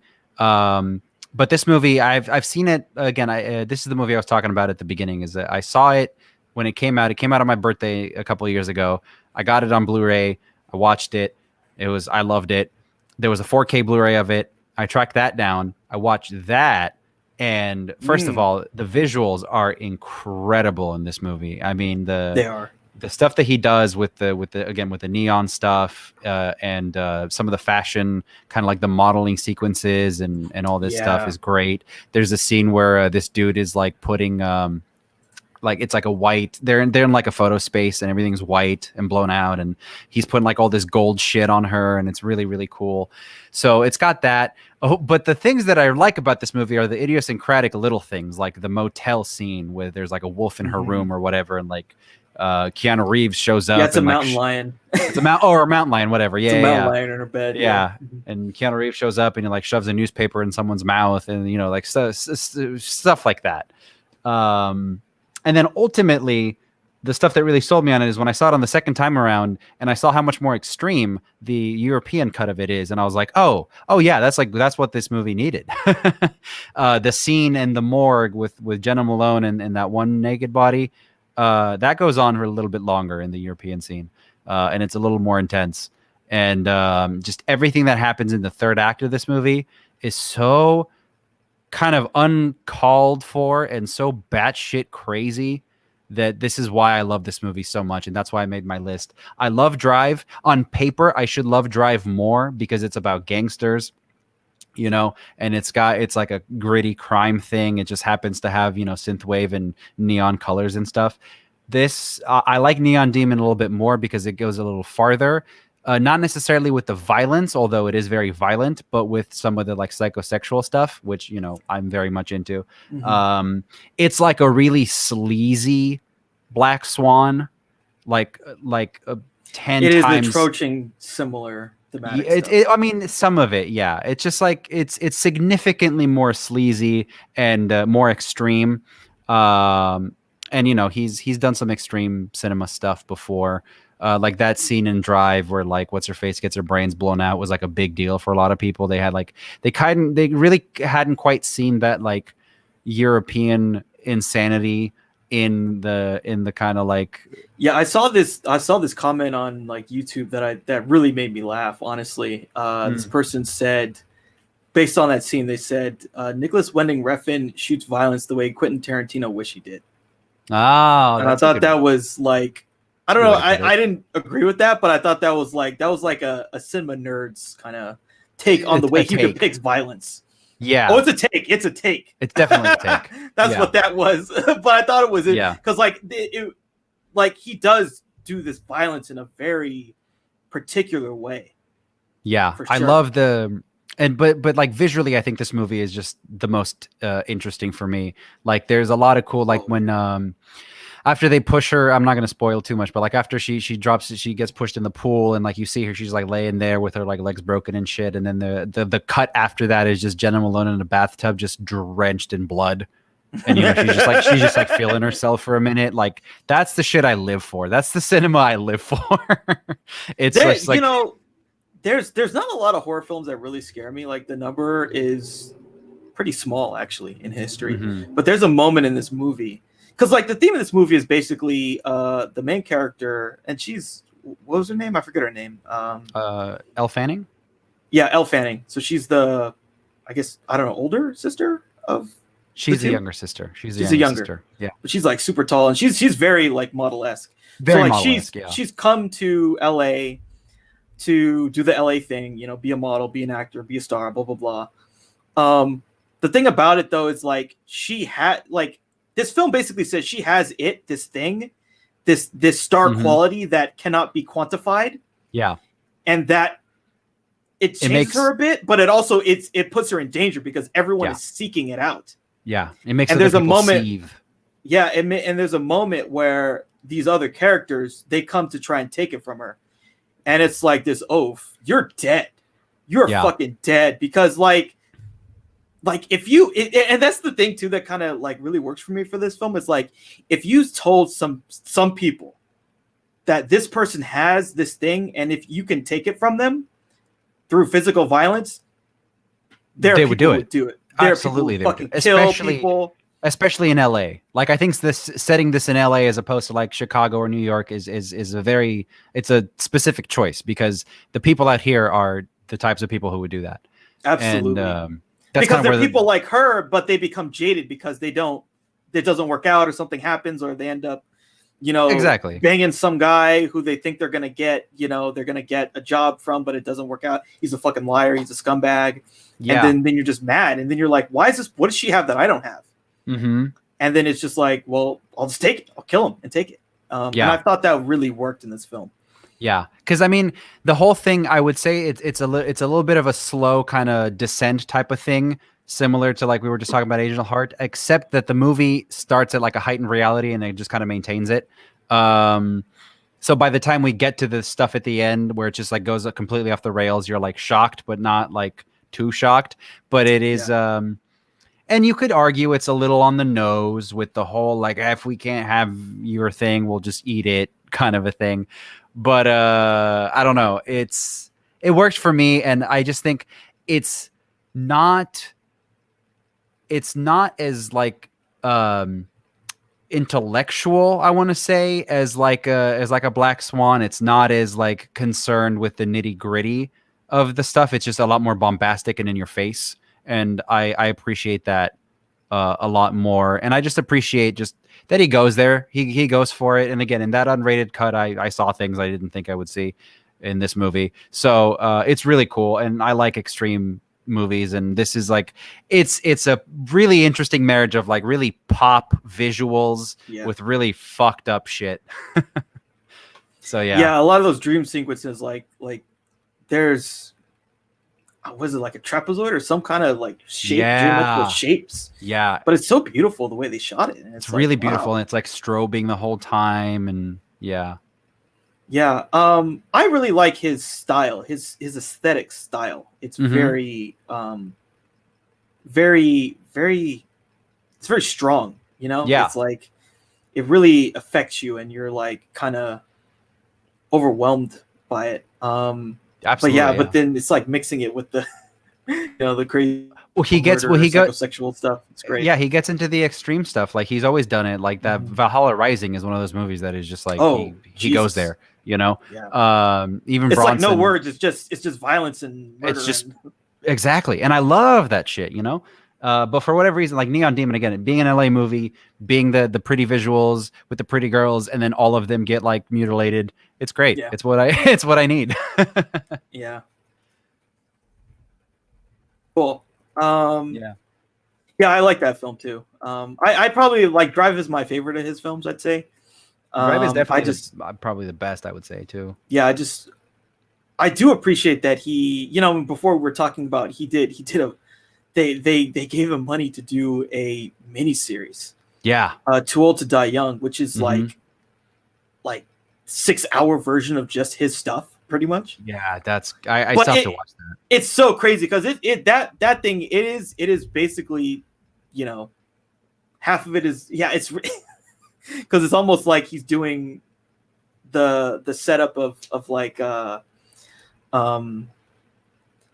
Breaking Bad, you know, there's like the drug cartels, but there's also like these noir characters, and there's all the like the synthy beautiful stuff, but then he goes reffing too. Yeah, right. And the movie is also the miniseries is also it's very kind of like anti-TV, you know, like TV, you have to like, oh, you have to do this in the pilot, and you have to like end with a teaser. And he's like, fuck that. Cool, dude. I really gotta watch that. Yeah, it's some good stuff. So I think we both like Nicholas Winding Refn. He's got absolutely, he's got a cool style. For sure. Absolutely, yeah. And I just like that he gets extreme. Mm-hmm. Yeah, so my number 52 is The Grapes of Wrath by John Ford. Mm-hmm. And so this is sort of this is based on, I believe, a Steinbeck novel. Mm-hmm. So this is like one of the great American sort of depictions of poverty during the Dust Bowl and the Great Depression. Bowl era. Mm-hmm. Yeah. So there's some as they say, Okies from Muskogee who lived in Oklahoma, and then they all got kicked off their farm and moved out to good old California, Bakersfield. That's where California. That's where these guys live now. There's some strong feelings about the Okies from Muskogee for certain segments of the California population. But yeah, that's a whole other thing. Anyway, but this is like one of those just like beautiful stories about people dealing with like when the world goes bad, and like, what do you have? It's just family. That's all they have is their family. And you get a great performance from what's his name? Henry Fonda. Yeah, he's incredible in this. Yeah, he's really, really good. And like, it's just so beautiful. He has a speech at the end that's just like really, really, really strong and very kind of, like again, we've been talking about the sort of It's a Wonderful Life and Mr. Smith Goes to Wash, that kind of take on the Americana. Mm-hmm. And this is well within that vein of like the hopeful optimism despite the fact that, America was in one of basically the darkest economic times that it's ever been through. I really, really appreciate this movie. It goes there, but it's still uplifting. Yeah, it does. I was going to say, it doesn't pussyfoot around the hardships too much. Like it definitely shows you like the depressing side of it. But it is a peak Hollywood machine era movie, so it does have that like optimism that it just cannot escape, and it can't go too far with too many things. But it's a John Ford movie, so it's awesome, and that's all I really have to say. It's got all the John Ford isms. It's got like the characters. You've got like the drunken shit, and you've got all these wacky, stereotypes, and so it's a classic. Yeah, the main character, like, doesn't really, it's not like at the end he's in a much better place. Like I forget exactly what happens, but like at the end, so basically he came home after going to jail. They go to California, and then they basically kind of run into more, cops or people that kind of fuck with them, and then he has to like, I don't know if he kills a dude or he like beats the shit out of a dude or something like that to protect his family. I think something like that. Yeah, he beats a guy up. And he's like, I gotta go, but I don't know.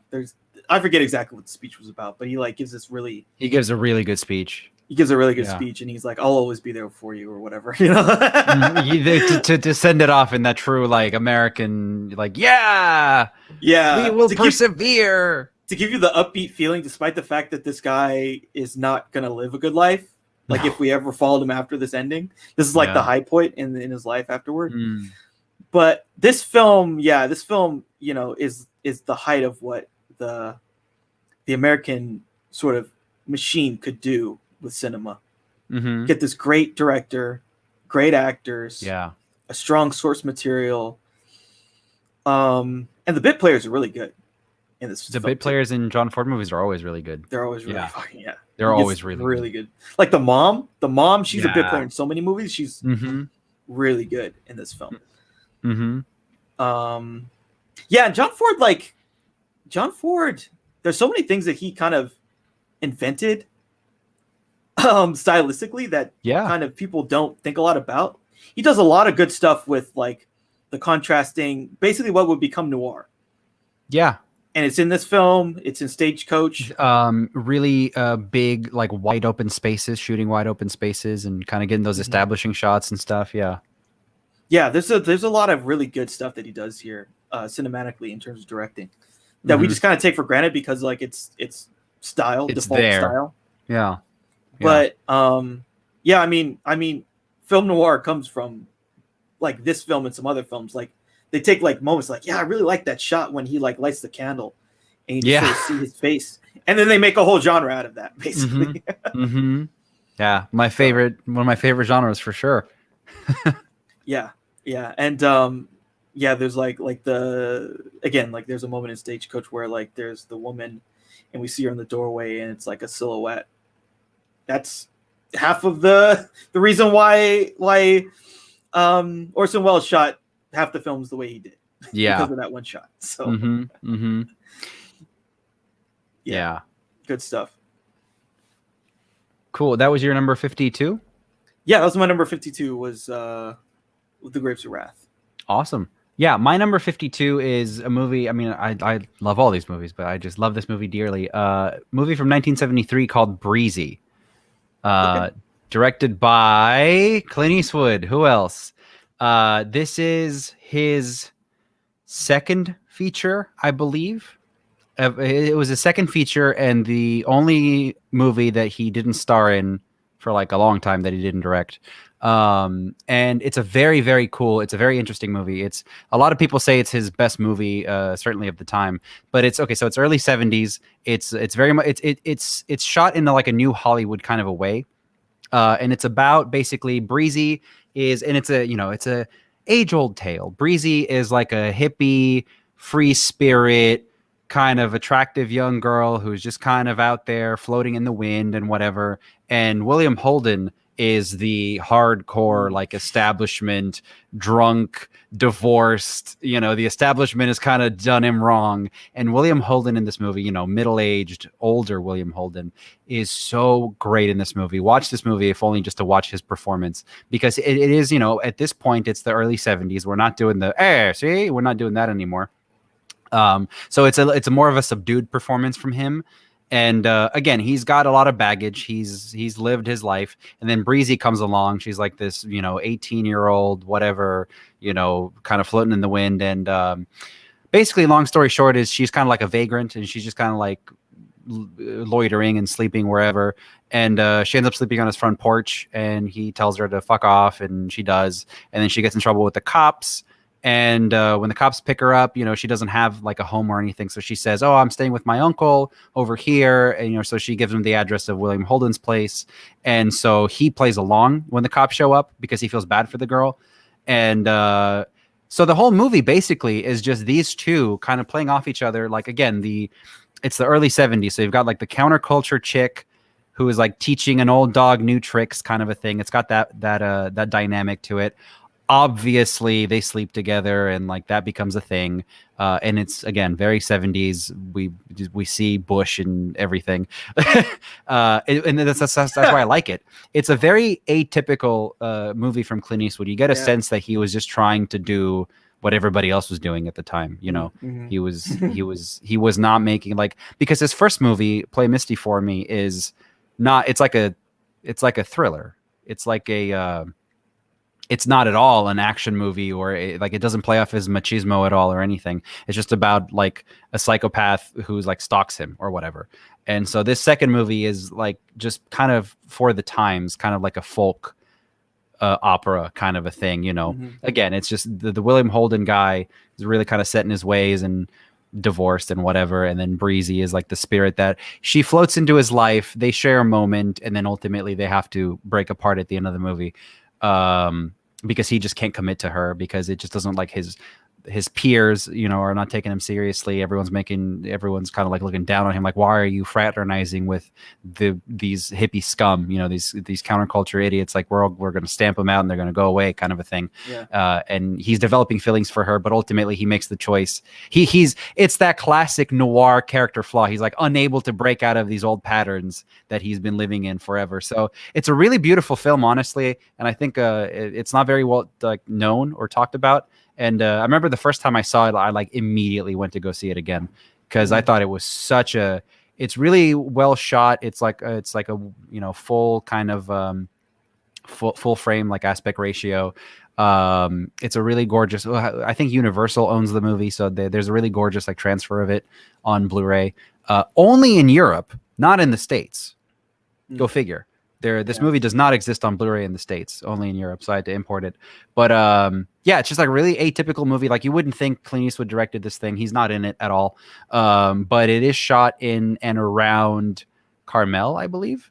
So you get to see nice. Monterey and Carmel. So you get to see he shot a lot of his early movies there. So you get to see a lot of beautiful, like, it's just kind of like a mood movie, and I really dig it. And I like the whole idea of like, here's like this new thing that's coming that's about to just like, it's going to change the way of life for all of these old dinosaurs, but like they get to find some kind of common ground for a while. And it's a cool movie. I like it. Yeah, that's cool stuff. I like the idea of him doing like the new Hollywood, that kind of stuff, the Easy Rider, a little bit. Yeah. And like the William Holden is like the stand-in for him and his generation or whatever. That's exactly what it is. Yeah. Yeah. And William Holden, again, doing a really, really like serious, like a heavy emotional type of performance in this movie. Like, he's very heavy, like his presence is felt, and it's really cool. He's a great actor. God, he's so good. Yeah. And the late stuff that he did was great. Wild Bunch, right? He was in Network.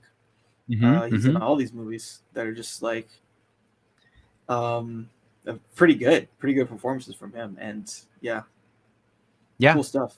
Pretty much. Yeah. I'm glad I got to talk about Breezy. Hopefully some people will check it out, because I really liked it. It really, like, for whatever reason, like, it moved me when I saw it the first time. So I think it'll probably, maybe once Clint Eastwood dies or something, and people start digging through his filmography, they'll pick this one out and be like, oh, he did other movies that are not Westerns. Because like there's that subset of people who will just like, they don't really know, like, this man's directed 36 fucking movies. Like, there's no way you'll know all of them. But the cop dramas, or like the cop dramas, or the old the grandpa goes out on one last job kind of movie. Yeah, grandpa gets he has to go across the border or whatever. Right. Yeah. In a weird way. Yeah. In a weird way, like, parts of this come back in Gran Torino, with like the grandpa has to like spend time with these young 20 somethings, but yeah, definitely like this movie a lot. Cool. Breezy.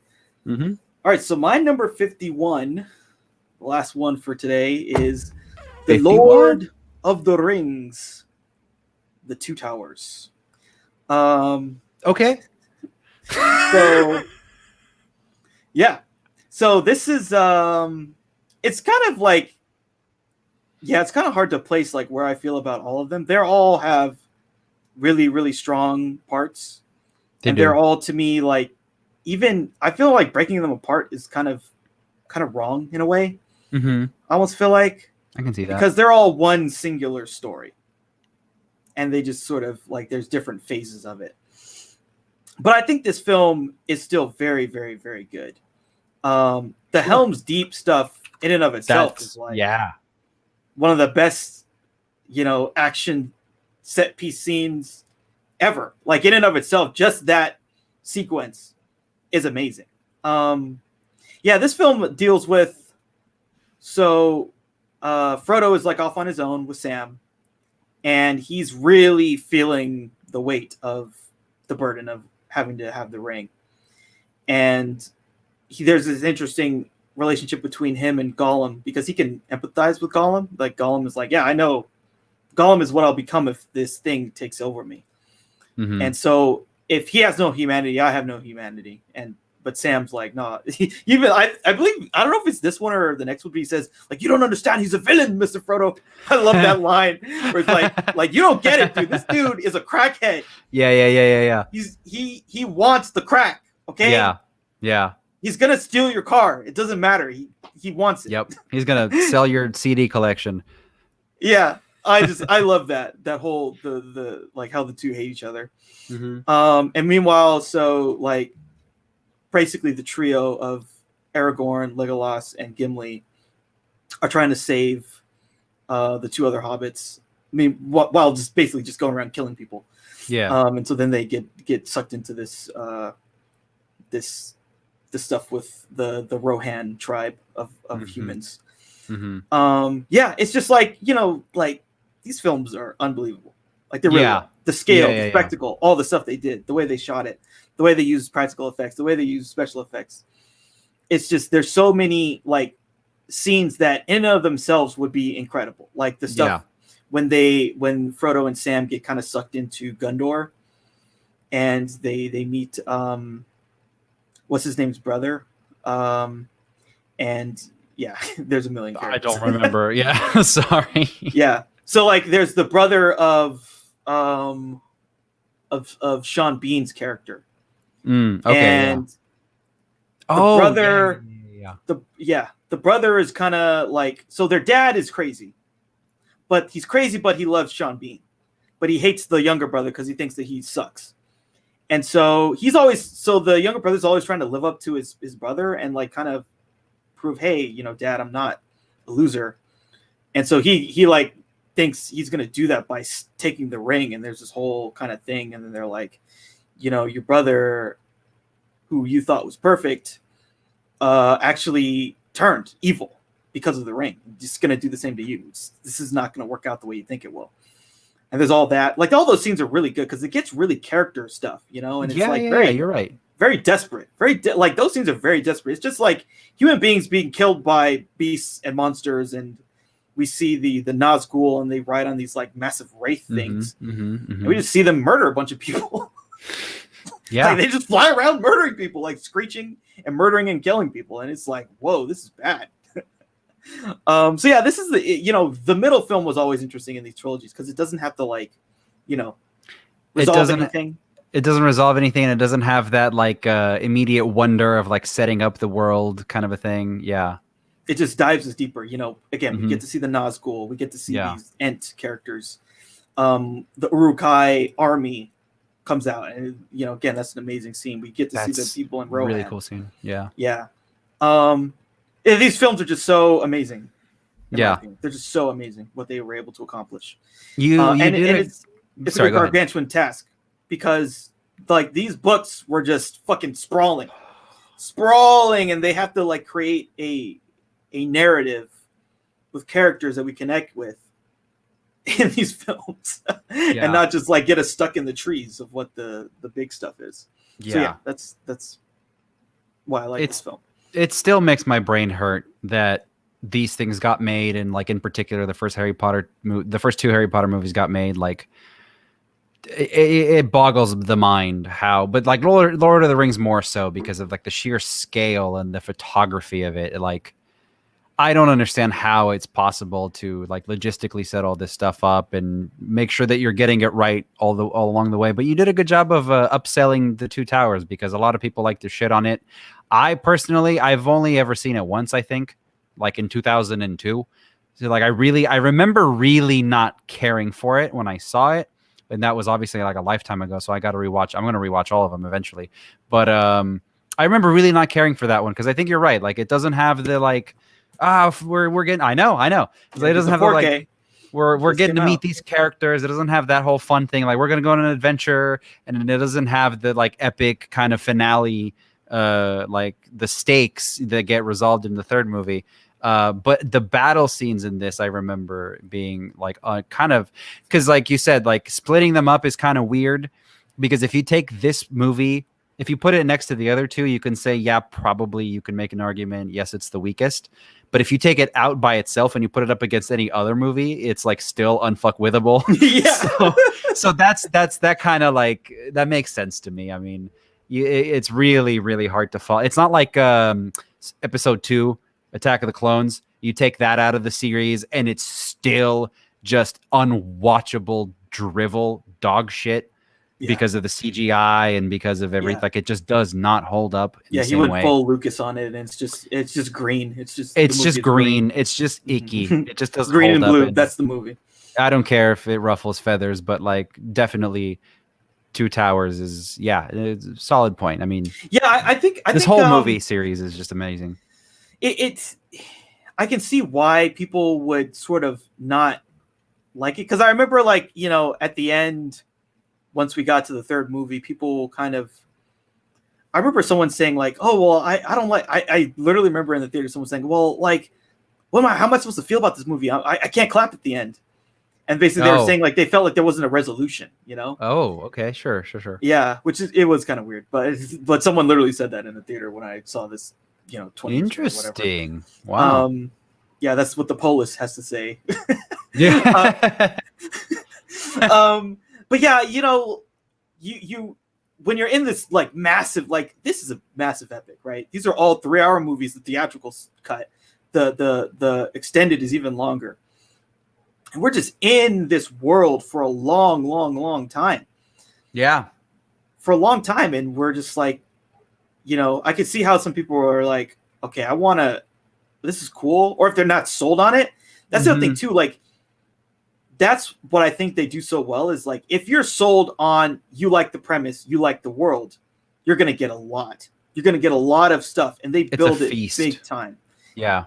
Because we just get more of these like characters, especially like the side characters and like the side villains. Even like we get a lot about these side villains. Not even the main villain, like these random the Witch King, who's like the head of these people that fly in specters or whatever. That's a character. It's a freak, and that's a villain. So yeah, they spend a lot of time on a lot of stuff. That's a lot of world building. Yeah. That's a good point. Because like honestly, personally, I'm not big into Middle Earth. I just don't care. It's not an interesting world to me. Which is, sounds probably insane, but like maybe that's what it was, because the first movie at the very least has that like excitement of like we're gonna go on an adventure. There's a big bad guy and there's like a ring or some shit, and like I don't know, like we'll figure it out. Like there's a kind of that like that spirit of it. Like if we take one step further, we'll be the farthest away we've ever been. So that's exciting. And then the second movie just like gives you more of the world, and maybe that's why like I personally didn't care for it, because I was more into, but like you said, like it kind of has everything. Like it's got character stuff, it's got world building, it's got battles, and at the end of the day, as a movie production, it's like you can't really fault it for anything. It's godlike. Yeah exactly. So I can't say shit. It's a fucking great movie. Yeah. And I think in comparison to the first one, like I think out of all the films, like they do a lot of really, like, again, in this, the Battle of Helm's Deep, some of the best spectacle ever. In the third movie, that final battle it's fucking incredible. Like when the Rohan tribe comes and they have to attack these goblins, and then the fucking people and the elephants come. It's crazy. It's totally crazy. It's insane. But I think the thing about the first one is so grounded in this group of people, right? That's correct. It's the fellowship. And then I really feel like in all the movies, one of the most effective scenes is just them in the Mines of Moria when they have to fight those people and the troll and all that shit. The troll, yeah. Because there's something, almost kind of like your D&D groupish, in it. It's like like your party. It's your party. It feels like that's my party, and now I'm in this battle. Gandalf's got the fucking wizard powers, and he's gonna smite his stick down. Because everyone has their thing. Like Legolas has the bow and arrow. Yep. Frodo brawler. has Sting. Yeah. What's his name? Sam he stops using a sword and he uses a freaking pan. He hits people in the head with a pan. Gimli has an axe, and it's just that there's something about that feels like people can connect with. Right. Sure. I can connect with a group of like 11 people fighting these trolls, giant beasts, whatever, insurmountable odds. Like you're in. Yeah. And I've always felt like that scene is so, and all the way up to the Bridge of Casa Doom when he you shall not pass. Yeah. That stuff I think is the part that connects the most with people. Yeah. On an emotional level, because it's just so human. Yeah. It's so human. It takes the world and it makes it relatable. Yeah. This film is like, it's some big spectacle stuff. Yeah. And I think that's why the movies work, because like, again, those books are dense, and then he wrote like an entire other thing that like just informs more of it. So like they are very dense, and you have to find a way, especially for something that this mass market, to hook in the lay people or the people like myself that just couldn't be fucked to learn about the names of all these things. Yeah. But to kind of create a relatable conflict or at least make interesting characters, that's a huge task. That's a massive task. I just can't even begin to fathom what like the whole approach to this thing, like to get it, to kind of follow it all the way through is a miracle. So yeah. It's really amazing too. And what's kind of funny, like I've been, again, since they've released the new version on 4K, a lot of people have been sort of talking about the process and all this stuff. And like, there was a lot of stuff they were doing on the fly. It's kind of crazy how much like the whole, like the speech that Sean Bean gives in the first movie about like, you can't just walk into Mordor. You can't just walk into Mordor. Made that up on the one does not simply walk into Mordor. Yeah, one does not simply walk into Mordor. Yeah. And like it's funny because they said like whenever he looked down, he was looking down in his lines. He did these dramatic pauses. Like that's him looking at his line when he does that. And then you notice they cut away a lot. They cut away from him a lot. And then when he says that, and so it's really funny. I was even seeing they had shot this scene. They shot a scene where in the third movie where Aragorn fights Sauron, like the Dark Lord comes out in physical form. First you see him as an angel. Oh yeah, I read about this. Yeah, he comes out and then they're fighting and he's like gigantic. Cut the whole thing. But they tried all kinds, right? Yeah. Well, it's also so the other thing too that they do that's really I think effective. They don't get too inside baseball on us. Mm-hmm. Because there's a lot of, and that's I think why that scene didn't work. It's just too inside baseball. Mm-hmm. Because people who watch, they don't care about all the behind the scenes stuff. All we know is there's a wizard, there's a ring, there's some people, they're trying to destroy it, and he's evil, and he has all these orcs. Correct. My point exactly. Yeah. Because when you get into the weeds, you understand that these guys, like Gandalf, is an angel, and so was Sauron and Saruman, but then they turned evil. But like we don't get any of that in these movies, which is good because that is way too much for us. Mm-hmm. Because it brings in things that are like, wait, he's an angel, not just like a dude. So how do angels can't die in this world? Yeah, exactly. Yeah, but we don't have to think about that. Yeah, we don't have to think about that. And again, that's part of this movie, right? He comes back as Gandalf the White, and we're just like, they do this. That's actually. Right? Like that's super hard to do. Bring back your character where one of the most dramatic parts of the first movie is this dude dies. Yeah. And then the movie basically says, oh, by the way, he fought the demon Belrog thing in a standoff. He killed it, and then he just came back to life. And now he's back, baby. And we're like, cool, okay. Yeah. Yeah. But they do that without getting into any of the like the angels and the God and all this. Mm-hmm. They're just like they actually do a really good job. It's like, oh yeah, I saw the light, and basically he says I saw God, and God told me that my purpose was not over. Mm-hmm. But they don't go there because like that's a little too deep for what's going to make us question about the movie. Yeah, we just don't need it at that point. Yeah, we just know he's a wizard. Yeah. Right? He's a wizard. Right. So wizards can come back from the dead or whatever, or stuff like that. He's not bound by the same laws as human beings. Mm-hmm. And then we just kind of continue on with the story. Yeah. Yeah, very interesting. Yeah, that's I think that basically covers it. I love all these films. I think they're all really good. This one,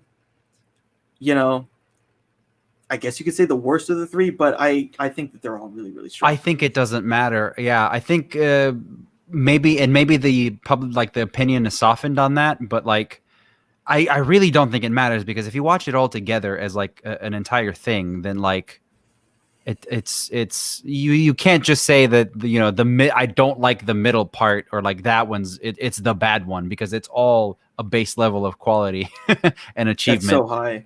Yeah. Yeah, it's so high. It's like higher than any, like, almost, it's like so many films. It's gargantuan. So it's crazy. Yeah. So like again with the Star Wars, I can point to the second Star Wars movie and say like truly that is the bad one, but like this is Yeah. Yeah.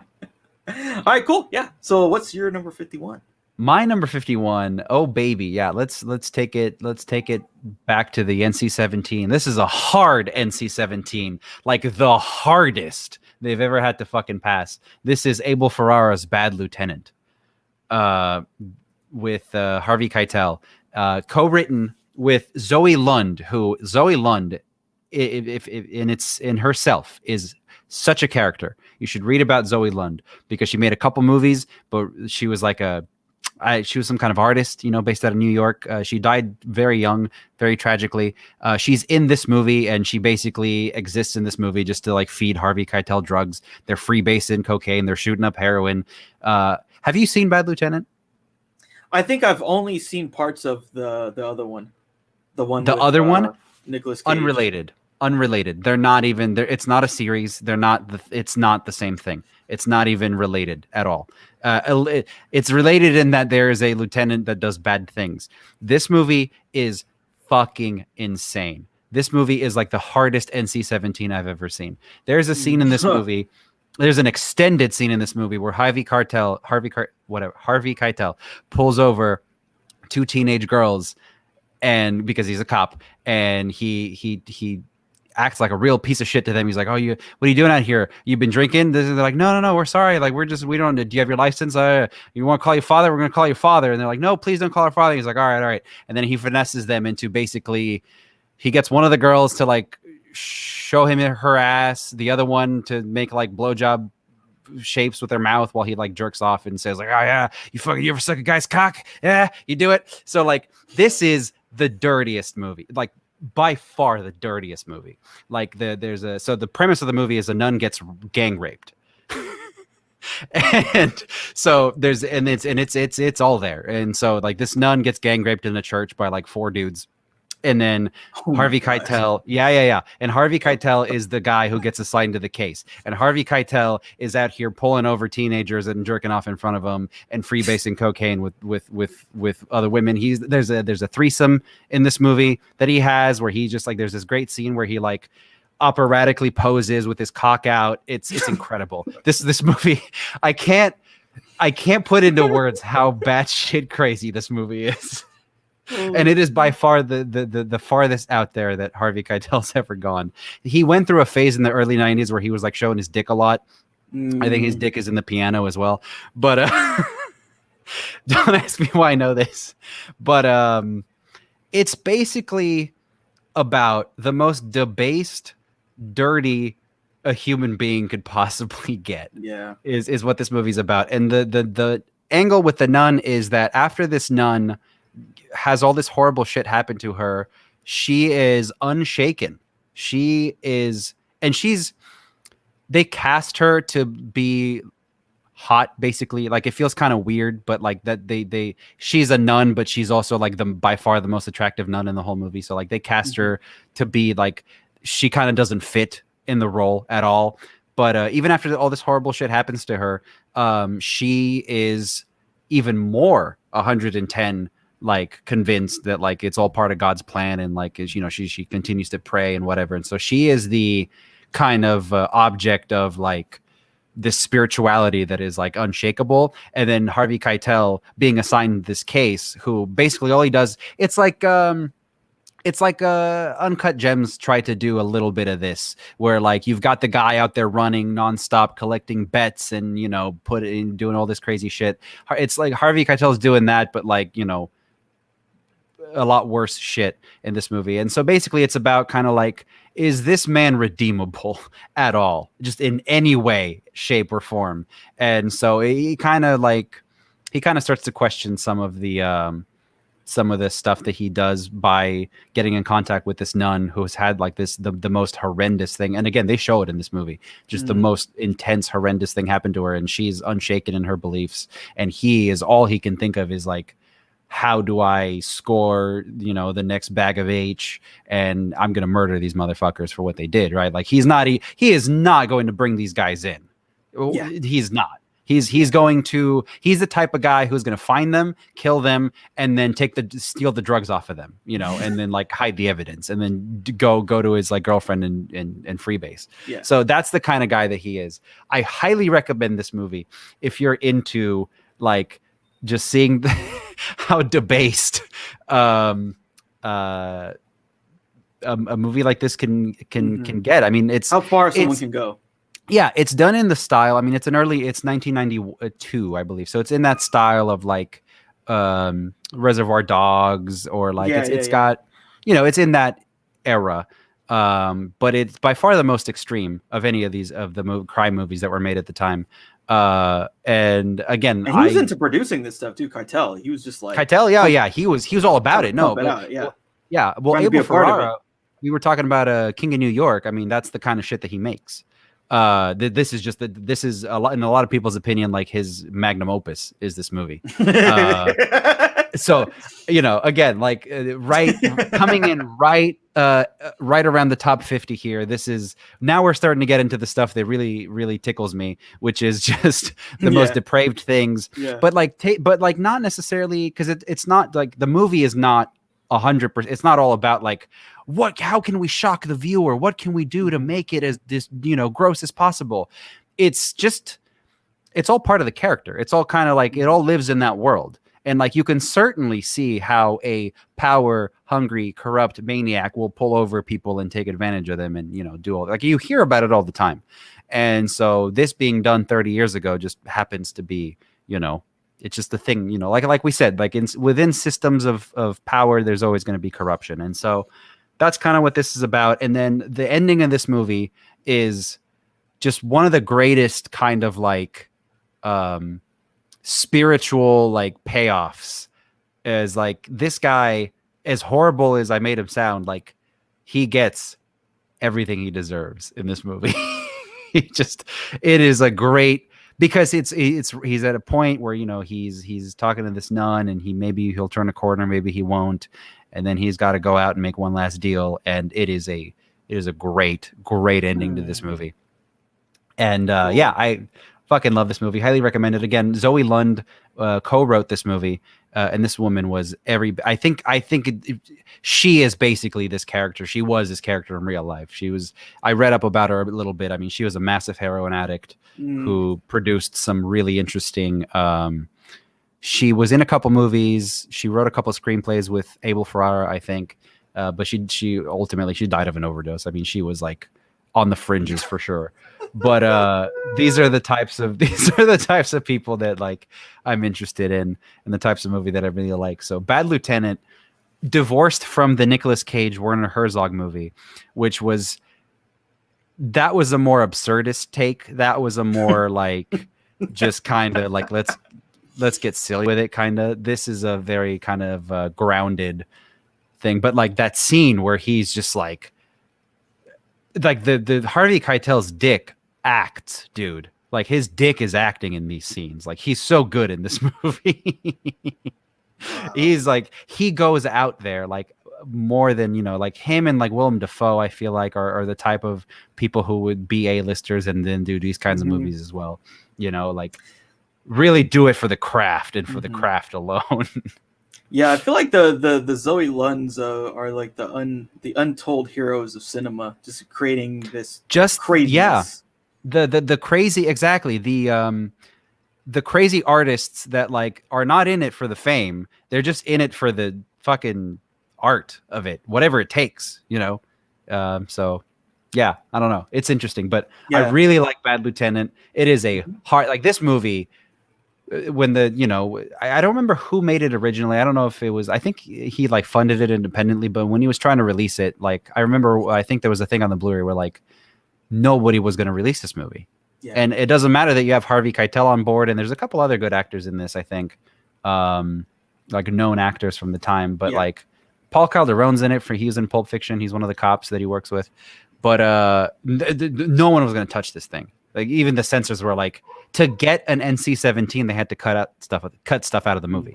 Mm-hmm. It's one of those situations. So, but I think it all serves the higher purpose of the movie, and it's really cathartic at the end, and it's a really fun movie. Very cool.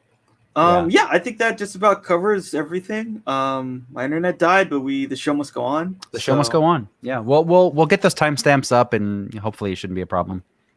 So people know when to skip. Yeah, I'll definitely be able to.